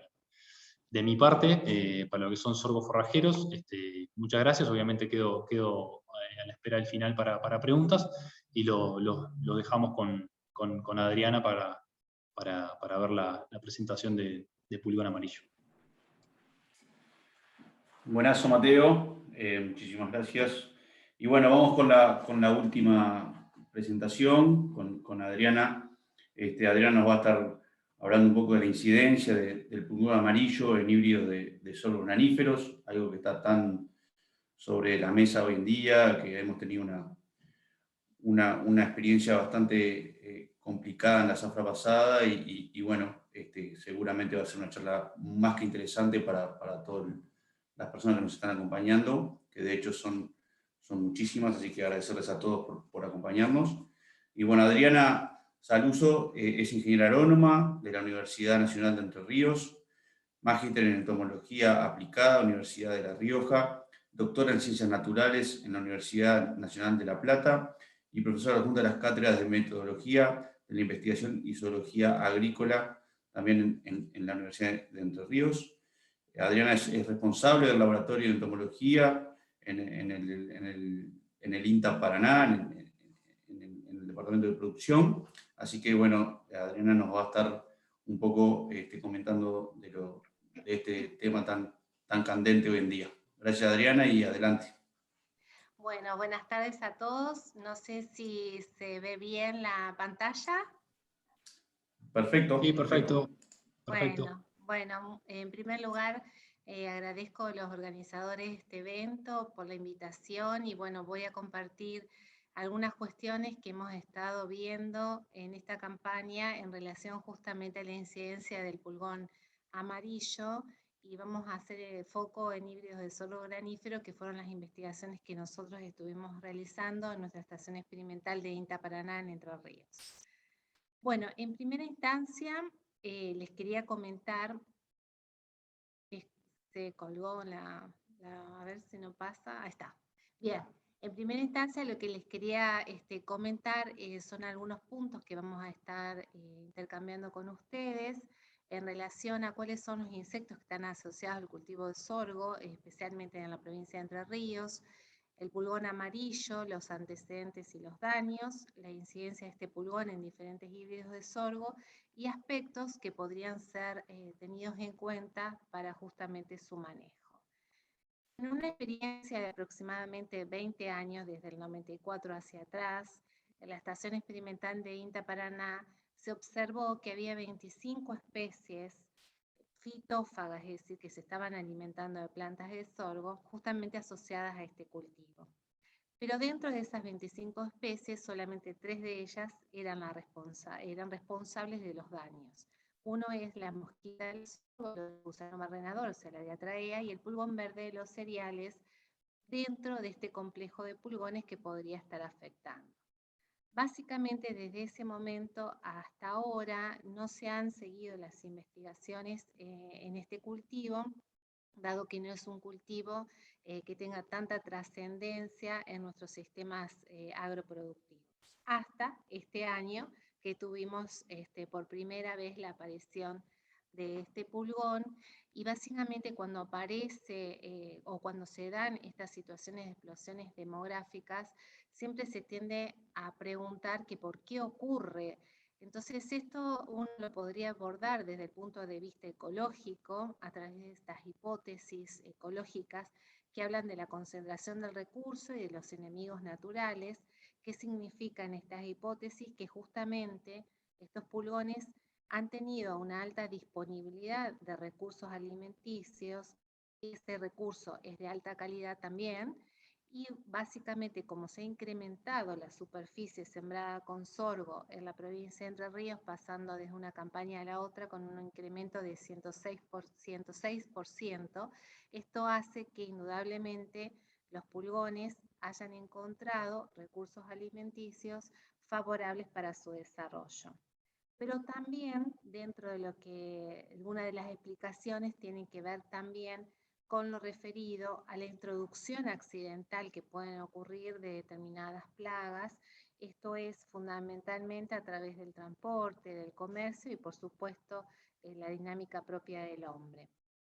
Entonces, por ejemplo, desde el año 2010, en la provincia de Entre Ríos hemos tenido una serie de especies que han sido importantes en determinadas campañas y en otras no, y que han sido nuevas para nuestros sistemas. Estos son, Quistucero, Spodoptera eridania, Melanogrisa soje, y la última, por supuesto, Melanaphysa cari, este pulgón amarillo. Ya adentrándonos específicamente con el tema del pulgón amarillo, ¿qué estuvimos viendo? Bueno, en esta campaña, básicamente el cultivo de sorgo se sabe que, digamos, desde un punto de vista vulgar uno puede decir que se monitorea solo, es decir, que prácticamente no hay un seguimiento constante de este cultivo y precisamente esto trae aparejado que todas las detecciones hayan sido tardías, es decir, que prácticamente cuando productores y asesores vieron la presencia de este pulgón, se dio cuando ya las colonias estaban totalmente instaladas y en estados vegetativos avanzados. Por otro lado, otra de las circunstancias que se dio en esta campaña es el gran desconocimiento que hay de varios aspectos, no solamente biológicos, sino también de comportamiento de este pulgón, porque vuelvo a decir, este pulgón se registró por primera vez en varias de las provincias de la Argentina en esta campaña. Si bien ya había sido citada para el año 84, circunscripta a la provincia de Tucumán y asociada al cultivo de la caña de azúcar, desde ese momento hasta ahora no había bajado prácticamente este pulgón hacia otras provincias. Y el último punto, que no es menor, también hay una ausencia de principios activos que están registrados o que están registrados para el control de esta plaga. No sé si en Uruguay pasa lo mismo, pero bueno, en Argentina no hay principios activos que justamente controlen esta plaga, precisamente porque es una plaga nueva para nuestros sistemas productivos. Básicamente en una encuesta que nosotros realizamos hace 2 meses a esta parte, relevando fundamentalmente a toda la región pampeana de la Argentina, pero haciendo hincapié o foco en Entre Ríos, varios de los encuestados dijeron, o en promedio, que tuvieron una pérdida de alrededor del 30% a causa justamente de la incidencia de este pulgón. A su vez, si hablamos del control químico, la mayoría de los encuestados, o sea, el 91%, realizó control químico para controlar esta plaga, la mayoría realizó entre 1 y 2 aplicaciones, y con respecto a la eficacia, el 77% de los encuestados dijo que justamente la eficacia había sido buena a muy buena en cuanto al control efectuado para este pulgón. Bueno, ¿quién es?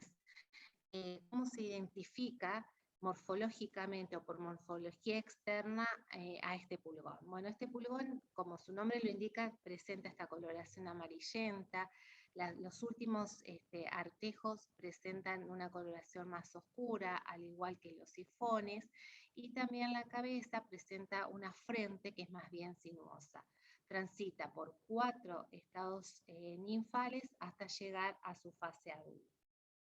Una cuestión interesante a saber con respecto a los insectos en general, su desarrollo está directamente vinculado a la temperatura, por eso se dice que son termodependientes.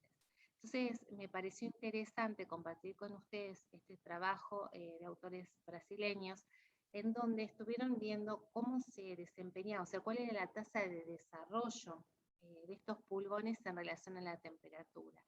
Y entonces lo que estamos viendo acá que las tasas o el tiempo de desarrollo desde el primer estadio ninfal hasta adulto son concretamente menores cuando las temperaturas son entre 25 y 30 grados, es decir, que esto transita en 5 días. Ahora, por ejemplo, si las temperaturas promedio son de alrededor de 15 grados, entonces el tiempo de desarrollo va a ser mayor, se va a duplicar, prácticamente a pasar a ser de 12 días. Es decir, que las temperaturas óptimas para el desarrollo, según este trabajo de este pulgón, son de alrededor de los 28 grados. Pero a su vez, estos pulgones tienen una forma de reproducción que se llama por partenogénesis telotóquica, es decir, que cada hembra produce como descendencia una nueva hembra. Entonces, combinando estos factores, o sea, la temperatura y la producción de hembras, lo que se puede ver son los siguientes valores, es decir, que prácticamente entre 20 y 25 grados, cada hembra produce un mayor número de descendencia en relación a otras temperaturas. Y esto lo vemos reflejado en esta parte de la curva. Entonces, uniendo realmente las temperaturas con la posibilidad de dejar descendencia, uno puede ir viendo qué proporción o cómo va a ser la evolución de esas colonias a lo largo del periodo en que estamos analizando, indudablemente viendo cuáles son los registros de las temperaturas. Siempre que intentamos manejar una plaga, por lo menos el grupo de entomólogos de INTA siempre tiene como paradigma el manejo integrado de plagas, que significa la utilización de una serie de tácticas o de estrategias que no solamente están vinculadas con el control químico. Y si uno observa una casa de manejo integrado de plagas, ve que tiene como base la correcta identificación de las plagas. Y en este sentido, lo que nosotros podemos decir, que hay una serie de controversias con respecto al nombre exacto de este pulgón amarillo. Hay algunos autores que manifiestan o que sostienen que se trata justamente de la especie Melanaphis zacchari. Hay otros autores que dicen que como tiene tanta afinidad por el sorgo, se trataría de otra especie, Melanaphis sorgi. Y hay otros autores que dicen que en realidad sería Melanaphis zacchari, pero un biotipo o una forma particular que podría estar más bien relacionada con el hospedante, es decir, con el sorgo.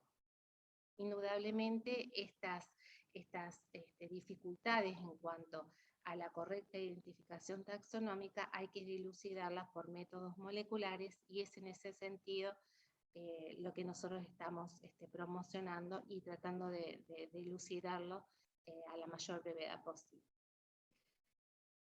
Como es una nueva plaga, desconocemos herramientas de monitoreo. Uno puede tomar, por ejemplo, lo que propone la Universidad de Kansas en Estados Unidos, o también puede tomar todas las reglas de monitoreo que propone la gente también de México, que ha estudiado muchísimo a este pulgón.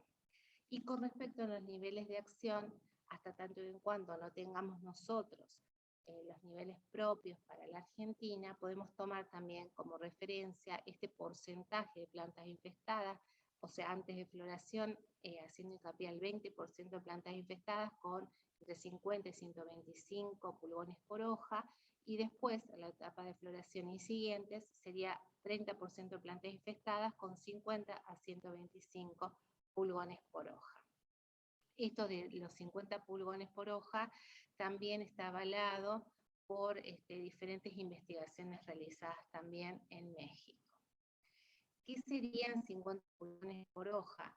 Esto es una hoja de girasol, un trozo de hoja de girasol, un trozo de hoja de sorgo, donde vemos diferentes colonias, ¿no? Esta es una hoja que tiene muy poca densidad. Y fíjense ustedes que básicamente esto que está acá señalado con estos dos círculos corresponderían a 50 pulgones. Entonces, a simple vista, uno ya podría estar viendo que con poca población ya estaríamos alcanzando el nivel de daño económico según la propuesta que hace la Universidad de Kansas y México en relación a este pulgón. Bueno, nosotros en esta campaña aprovechamos estas grandes infestaciones ocurridas, entonces realizamos un trabajo que tuvo como finalidad evaluar la incidencia de este pulgón en cultivar el sorgo granífero de la red de híbridos que lleva adelante la ingeniería Díaz en nuestra estación experimental. Entonces, justamente Gabriela es coautora de este trabajo, al igual que la ingeniera Alejandra Cotín y Clarisa de Cuellar. Estos ensayos fueron instalados el 28 de octubre del año pasado, y básicamente las parcelas estuvieron integradas por 4 surcos y 6 metros de largo. Lo que nosotros observamos concretamente fueron la proporción o la superficie o el área que era cubierta por colonias de pulgones, y tomamos como referencia las 3 últimas hojas, es decir, la hoja bandera, la hoja bandera -1 y la hoja bandera -2. Y este trabajo se hizo justamente en la etapa de floración del cultivo de sorgo. Lo que nosotros estuvimos evaluando fueron 22 híbridos diferentes. Concretamente lo que hicimos fue, primero una observación visual, es decir, qué porcentaje de esa lámina foliar era ocupado por colonias de pulgones, y después transferimos esa información a centímetros cuadrados en relación a, o utilizando fórmulas matemáticas. Entonces, como resultados, en promedio de esos 22 híbridos evaluados, lo que observamos es que la hoja bandera presentó un 42 centímetros cuadrados de hoja ocupada por colonias de pulgones, la -1, 91 centímetros cuadrados, y la hoja bandera -2, 136 centímetros cuadrados. Lo que figura abajo serían los porcentajes en relación a la superficie total de la hoja. Esto mismo se puede observar en este gráfico, donde nosotros podemos ver acá, por ejemplo, en el caso de la hoja bandera, el 68% de los híbridos de sorgo granífero evaluado presentaron en promedio un 43% de hojas cubiertas por colonias de pulgones. En el caso de la hoja bandera -1, acá la mayor proporción, o sea el 41%, presentó en promedio 54% de hojas cubierta por colonias de pulgones, y la hoja bandera -2 también presentó un 55%, la mayor proporción de los híbridos, un 45% de la superficie cubierta por colonias de pulgones. Esto mismo está expresado en este gráfico, donde nosotros podemos observar como 3 grandes grupos bien definidos de híbridos de sorgo. En este extremo tenemos aquellos híbridos de sorgo que presentaron mayor superficie, mayor área foliar cubierta por colonias de pulgones en las 3 hojas evaluadas. En el sector intermedio presentaron una superficie intermedia cubierta por pulgones, y en este último sector, estos son los 6 híbridos que mejor comportamiento, mejor respuesta tuvieron justamente a la incidencia de los pulgones. En esta tabla vemos lo mismo, es decir, en la primera columna están los centímetros cuadrados, en el caso de la hoja bandera -2, y el porcentaje de superficie cubierta que equivalen, digamos, a esos centímetros cuadrados, lo mismo para la hoja bandera -1 y para la hoja bandera. En este caso, cada una de las cifras, si ustedes observan, están con diferente coloración. Y esto significa que justamente aquellos híbridos que presentaron, que no tuvieron diferencias estadísticamente significativas, son los que tienen el mismo color, y sí tienen diferencias estadísticamente significativas en relación al resto de los híbridos evaluados. Concretamente, entonces, estos 6 últimos que figuran aquí son aquellos que presentaron una menor superficie ocupada por colonias de pulgones. Y justamente cuando se determinó el rendimiento, se observó que justamente gran parte de estos híbridos presentaron los mejores rendimientos. En promedio de este ensayo, el rendimiento fue de 7.128 kilos por hectárea. Todos estos datos están publicados en la página web de nuestra estación experimental, y a su vez hago referencia que una vez que nosotros hicimos esta evaluación en floración, se realizaron 2 aplicaciones con tiametoxam más lambda-celotrina, de tal manera de deprimir las poblaciones y así obtener estos resultados o estos rendimientos. Bueno, concretamente, ¿qué conocemos hasta ahora con respecto a este pulgón? Bueno, sabemos que las colonias de estos pulgones... Disculpame, Adriana, nos quedarían unos 5 minutos más o menos. Bueno, sí, ya estoy redondeando, gracias. Bueno, las colonias de estos pulgones pasan justamente el invierno en plantas de sorgo de Alepo, o en plantas también voluntarias, o en plantas de sorgo que hayan quedado remanentes de la cosecha anterior. Entonces, para sortear las condiciones de bajas temperaturas, normalmente se ubican en la zona basal de las plantas. es decir, que prácticamente en nuestros sistemas estos pulgones no se deprimió su densidad poblacional, sino que continuaron estando presentes durante el invierno. Por otro lado, sabemos que hay insecticidas que tienen diferente eficacia para el control de estos pulgones y hay algunos trabajos realizados por otros colegas de INTA en referencia a esto, y también sabemos que hay híbridos con diferente respuesta a la incidencia de los pulgones, de acuerdo a lo que les acabo de mencionar de nuestros ensayos. A su vez, en el invierno nosotros lo que observamos también que si bien había presencia de estas colonias tenían un porcentaje interesante de parasitismo, no solamente por microhimenópteros, sino también por entomopatógenos. Y finalmente, ¿qué nos falta conocer? Nos falta conocer un montón de aspectos biológicos, de comportamiento. Por ejemplo, nos falta conocer en qué momento se produce la mayor infestación en un ciclo de un cultivo. Hay que ajustar las técnicas de monitoreo y los umbrales de acción, por lo menos para nuestros sistemas productivos, y hay que identificar aquellos insecticidas que tienen menor impacto en los insectos benéficos, no solamente en los benéficos, sino también en las abejas, porque bueno, hemos recibido reportes en los cuales ha habido residuos de neonicotinoides utilizados para el control de este pulgón, por lo menos en Entre Ríos, en mieles para exportación.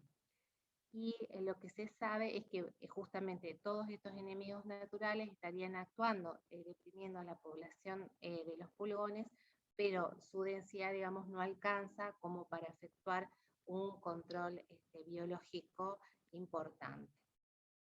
Bueno, y finalmente lo que me interesaría también remarcar es que fundamentalmente estos pulgones, o el pulgón amarillo, la mejor herramienta para su manejo es justamente contar con híbridos que tengan tolerancia o resistencia. Y entiendo que justamente las empresas semilleras en esta campaña van a estar evaluando estos híbridos, así como sucede, por ejemplo, con la tolerancia o la resistencia al pulgón verde de los cereales. Bueno, les agradezco mucho por la atención de ustedes y al igual que los otros disertantes, les dejo ahí mi dirección de correo electrónico por cualquier consulta que quisieran hacer. Muchas gracias. Muchas gracias a ti, Adriana. Muy buena la presentación. Bueno, tenemos varias preguntas. Vamos a ir seleccionando algunas para todos ustedes. Capaz que arranco una para Luis. No sé si anda por ahí, Luis. La pregunta es de Alberto. Pregunta, ¿picar en grano pastoso en grano pastoso de MR no se pierde calidad? Comenta que él ha escuchado que picarlo a embuche maximiza bastante la calidad, y ya que el BMR no aporta grano, ¿por qué no ir más hacia embuche? Sí, esa es una discusión con respecto, digamos, a en qué momento por ahí picar un sorgo azucarado, BMR, por ejemplo. El problema es que cuando uno lo corta muy temprano, tiene poco rendimiento. Entonces, y tiene mucha agua. Con lo cual, lo que habría que hacer sería cortarlo, dejarlo orear, y luego, digamos, luego picarlo, con lo cual se aumenta el costo, tengo poco rendimiento. Uno puede decir, bueno, pero tengo un rebrote y puedo utilizar el rebrote siguiente. Generalmente, digamos, si cuando uno suma el primer aprovechamiento y el segundo, generalmente el rendimiento es menor, sumando los dos, que si yo lo dejara acumular hasta grano pastoso, por ejemplo. Lo que uno debería tener en cuenta, me parece, que sería el tema, digamos, de algunos factores, como densidad de siembra, no sea muy denso, para que me dé una caña más gruesa, que tenga más porte, digamos. No sembrar muy temprano, para que la altura no sea demasiado alta. Temprano, no sé, para Uruguay, pero para nosotros sería sembrar mediados de noviembre, fines de noviembre, por ejemplo. No más temprano que eso, por ahí. Y bueno, y esos serían los puntos a tener en cuenta, porque si no, lo más común es que a veces yo no hago un premarchitado o lo corto muy temprano. Tengo una gran salida de agua si lo embolso en la embolsadora. Me queda mucha agua en la bolsa, con lo cual el agua después decanta y se pone en el fondo al fondo de la bolsa, y eso me trae, digamos, pérdidas de material y pérdidas de calidad.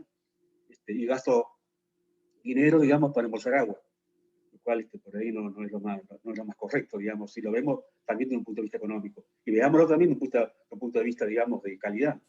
Si lo hago mal, Claro. tengo problemas después de consumo, tengo problemas de que el animal tiene una mala fermentación, el animal no lo consume, con lo cual estoy perdiendo por varios lados. Está claro, perfecto, está clarísimo. Capaz que ya sigo contigo, Luis, que llegó una pregunta de Martín.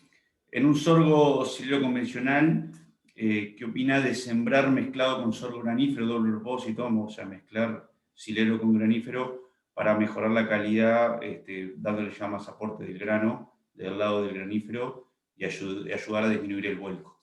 ¿Qué opinión te merece?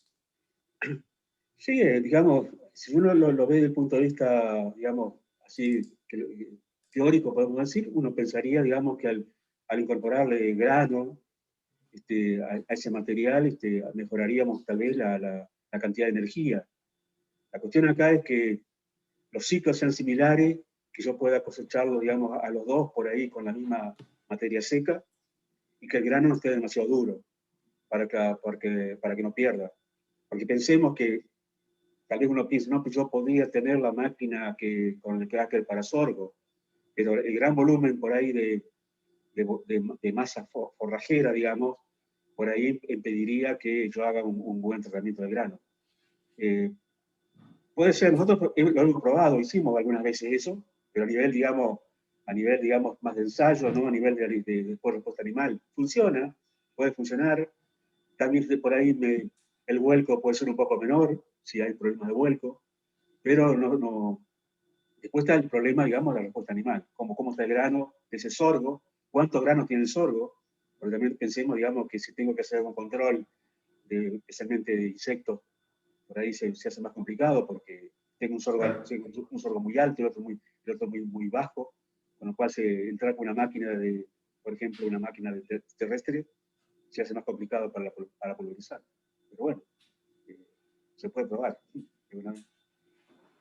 Muy bien. Mateo, ¿alguno si quiere agregar algún comentario? Bienvenido. Capaz que le paso una a Ariel. En esas tasas de crecimiento que mencionabas, en sorgo forrajero, en los primeros cortes, segundo corte, tercer corte o pastoreo, si esas tasas de crecimiento son con alguna refertilización con nitrógeno o no, o qué se puede esperar en cuanto a tasa de crecimiento si usamos el nitrógeno como parte de una refertilización luego de cada pastoreo, y qué recomendación tenés en ese sentido. Sí, en general son ensayos, datos de ensayos donde el nitrógeno es limitante. Estamos en general en 120, 130 N total. Con suelo más la fertilización que se hace generalmente después del primer aprovechamiento, el primer corte, digamos, en este caso de las evaluaciones de los datos que salen o presentados que son de ensayo. En cuanto a la practicidad, digamos, en los aspectos prácticos, todo tiene que ver de qué rotación vengamos. Digamos, si venimos acá se está utilizando mucho lo que son los cultivos de servicio, digamos, avenas vicia, donde la vicia me está aportando, esa leguminosa me está aportando muchísimo nitrógeno al sistema, y no hace falta la refertilización, digamos, cuando vamos a sorgo forrajero. O cuando entramos de una pastura. Así que mucho tiene que ver los aspectos a tener en cuenta el antecesor. Si viniéramos de verdeos tradicionales, de avenas o de cultivos de fina, que también puede ser otra alternativa, la recomendación no es, digamos, es una fertilización a la siembra, lo que más se pueda en cuanto a nitrógeno. Proponemos esto porque el cuello botella en el sorgo vemos que es la implantación, digamos, el logro del cultivo, así que ahí proponemos algo de fósforo, y después sí una refertilización o una fertilización con nitrógeno. Después hay que ver qué tipo de nitrógeno, si es urea o si es WAN, en el caso de lo que se tenga disponible, pero luego del primer aprovechamiento sí hay muy buenas respuestas y lo que vemos es esto, ¿no? Tasas como las que mostramos. Ya en pleno verano de 180 kilos, generalmente son las más comunes que, digamos, esto porque lo medimos, pero en el campo como se ve es esto, ¿no? Que se van pasando los sorgos.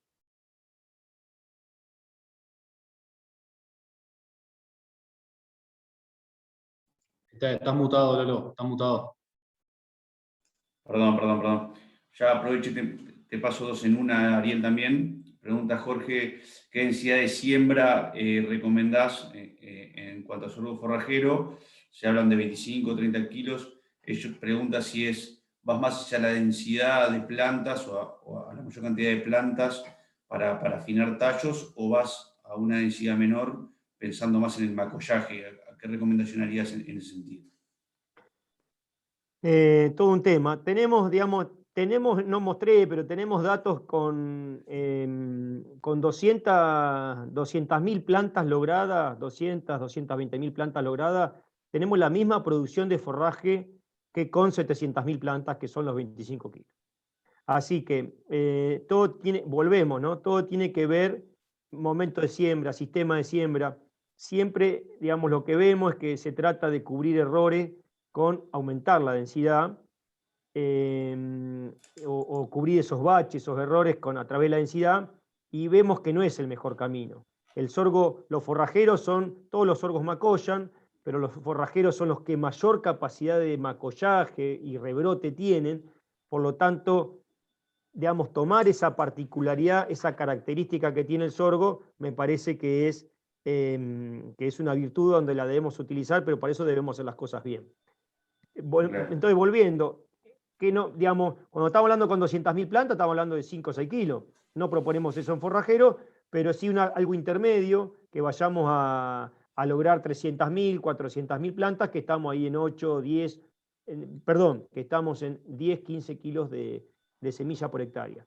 Pero todo depende vuelvo, que es muy importante, de no cubrirnos con mayor densidad, porque en realidad después lo que proponía en el manejo, vamos a lograr, si logramos 700.000 plantas, logramos un césped, que es lo que no queremos. Lo que queremos es lograr tallos que acumulen azúcares, un poco el mensaje era eso en el manejo forrajero, que tienen esa capacidad de acumular azúcares, que ahí es donde vamos a encontrar las mayores respuestas animales. ¿Sí? Entonces, digamos, me parece que es un error ir a esa cantidad de plantas logradas. Perfecto. Capaz que acotando un poco eso, hay veces que nosotros pensamos, o como dice Ariel, depende del momento, o moverle, hacer las cosas bien a la siembra para no cubrir errores, pero a veces la rotación o los momentos nos llevan a que tenemos que apurar la siembra o adelantar las siembras, a veces a momentos no muy óptimos, llámese mediado de octubre, acá en Uruguay las temperaturas son relativamente frías, o sea, el óptimo obviamente para un sorgo quizás acá en Uruguay es forrajero, sería mediados de noviembre, sería la mejor condición. Pero si queremos aprovechar el ciclo del cultivo o sacarle varios pastoreos, por lo general nos adelantamos un poco a sembrar, sobre todo los forrajeros, ahí, octubre, fin de octubre. Entonces ahí a veces nosotros quedamos un poco más tranquilos, recomendando un poquito más de densidad para esas fechas, porque sabemos que las temperaturas son más bajas, tienen menor implantación o demora más en nacer. Entonces, bueno, no jugarnos a tener tan baja densidad para no quedarnos con bache, con agujeros. Y sí, si estamos más entrando a noviembre, hay mejores temperaturas, mejores condiciones, sí, nos vamos a 17, 18 kilos por hectárea de sorgo forrajero. Nos parece una práctica media común para hacer acá en Uruguay. Bien, Mateo. Sí, en Argentina estamos con lo mismo, digamos, y los asesores, por ejemplo, en los CREA, están haciendo 20 kilos fines de octubre. Estamos de acuerdo con eso. Las pérdidas, digamos, o el logro es menor, estamos ahí abajo del 80%. Ya cuando nos vamos a 10 de noviembre, los logros deberían estar encima del 85%, y ya te vuelvo, lo que evaluamos es que con 700.000 plantas tenemos la misma cantidad de forraje en volumen que con 300.000 plantas. Así que estamos de acuerdo. Sí. Bueno, hay muchas preguntas, pero vamos a hacerle una a Adriana, porque si no se nos va a ir muy tarde. Bueno, hay mucha gente que hace la pregunta del millón. A ver si este año vamos a tener el problema de pulgón como el año pasado de vuelta. Y en ese sentido, ¿qué recomendaciones hay, capaz que desde el punto de vista de escalonar un poco la fecha de siembra o de poner híbridos de distintos ciclos a una misma fecha de siembra, pensando en diversificar un poco esa incidencia? A ver, Adriana, ¿qué nos puedes comentar? A ver, En biología, lamentablemente, futurología no se puede hacer, pero yo creo que ya hay antecedentes. Esto de que hemos encontrado poblaciones de pulgones en sorgo de Alepo nos está dando un indicio de que vamos a arrancar con un cierto nivel de infestación. Ahora, si nosotros hacemos siembras escalonadas, eso no es una estrategia que sea muy ventajosa para ningún insecto, porque esto quiere decir que tiene continuidad de alimento y alimento de calidad a lo largo del tiempo. Entonces, esta no sería justamente una de las estrategias más adecuadas. Y por otro lado, nosotros lo que vimos es que, digamos, muy empíricamente, ¿no es cierto?, sin antecedentes científicos, es que las siembras de sorgo, por lo menos que se habían hecho en nuestra provincia en septiembre, salvando todas las aclaraciones que ustedes acaban de hacer con respecto a la falta de temperatura o la temperatura no adecuada, pero suponiendo que la temperatura sea óptima para ese momento, se vio que la incidencia del pulgón era menor. Pero bueno, vuelvo a repetir, estos son datos empíricos, no estadísticos.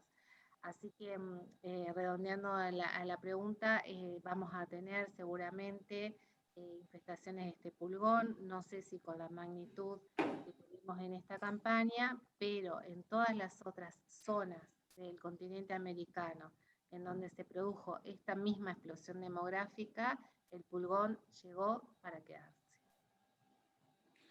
Bueno, así que tenemos un desafío por delante y bueno, como decías, se está trabajando mucho en genética y buscando híbridos que puedan ayudarnos en ese sentido.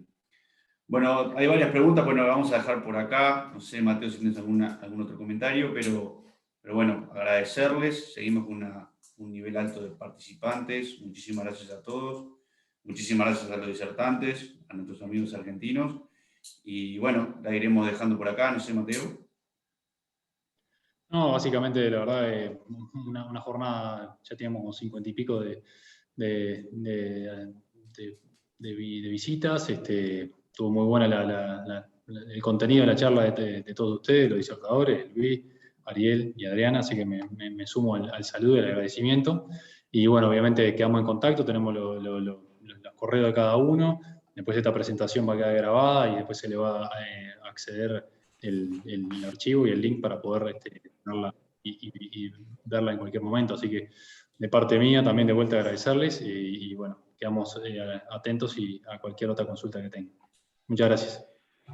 Al finalizar la charla va a aparecer una encuesta para los participantes, así que si por favor la pueden tomarse unos minutitos para completarla, eso nos sirve de insumo para ir mejorando hacia adelante en las próximas charlas virtuales que tengamos. Así que muchas gracias a todos, saludos para todos. Gracias y saludos. Gracias. Buenas noches, que anden Bueno, bien. chao, hasta luego, nos vemos. Hasta luego.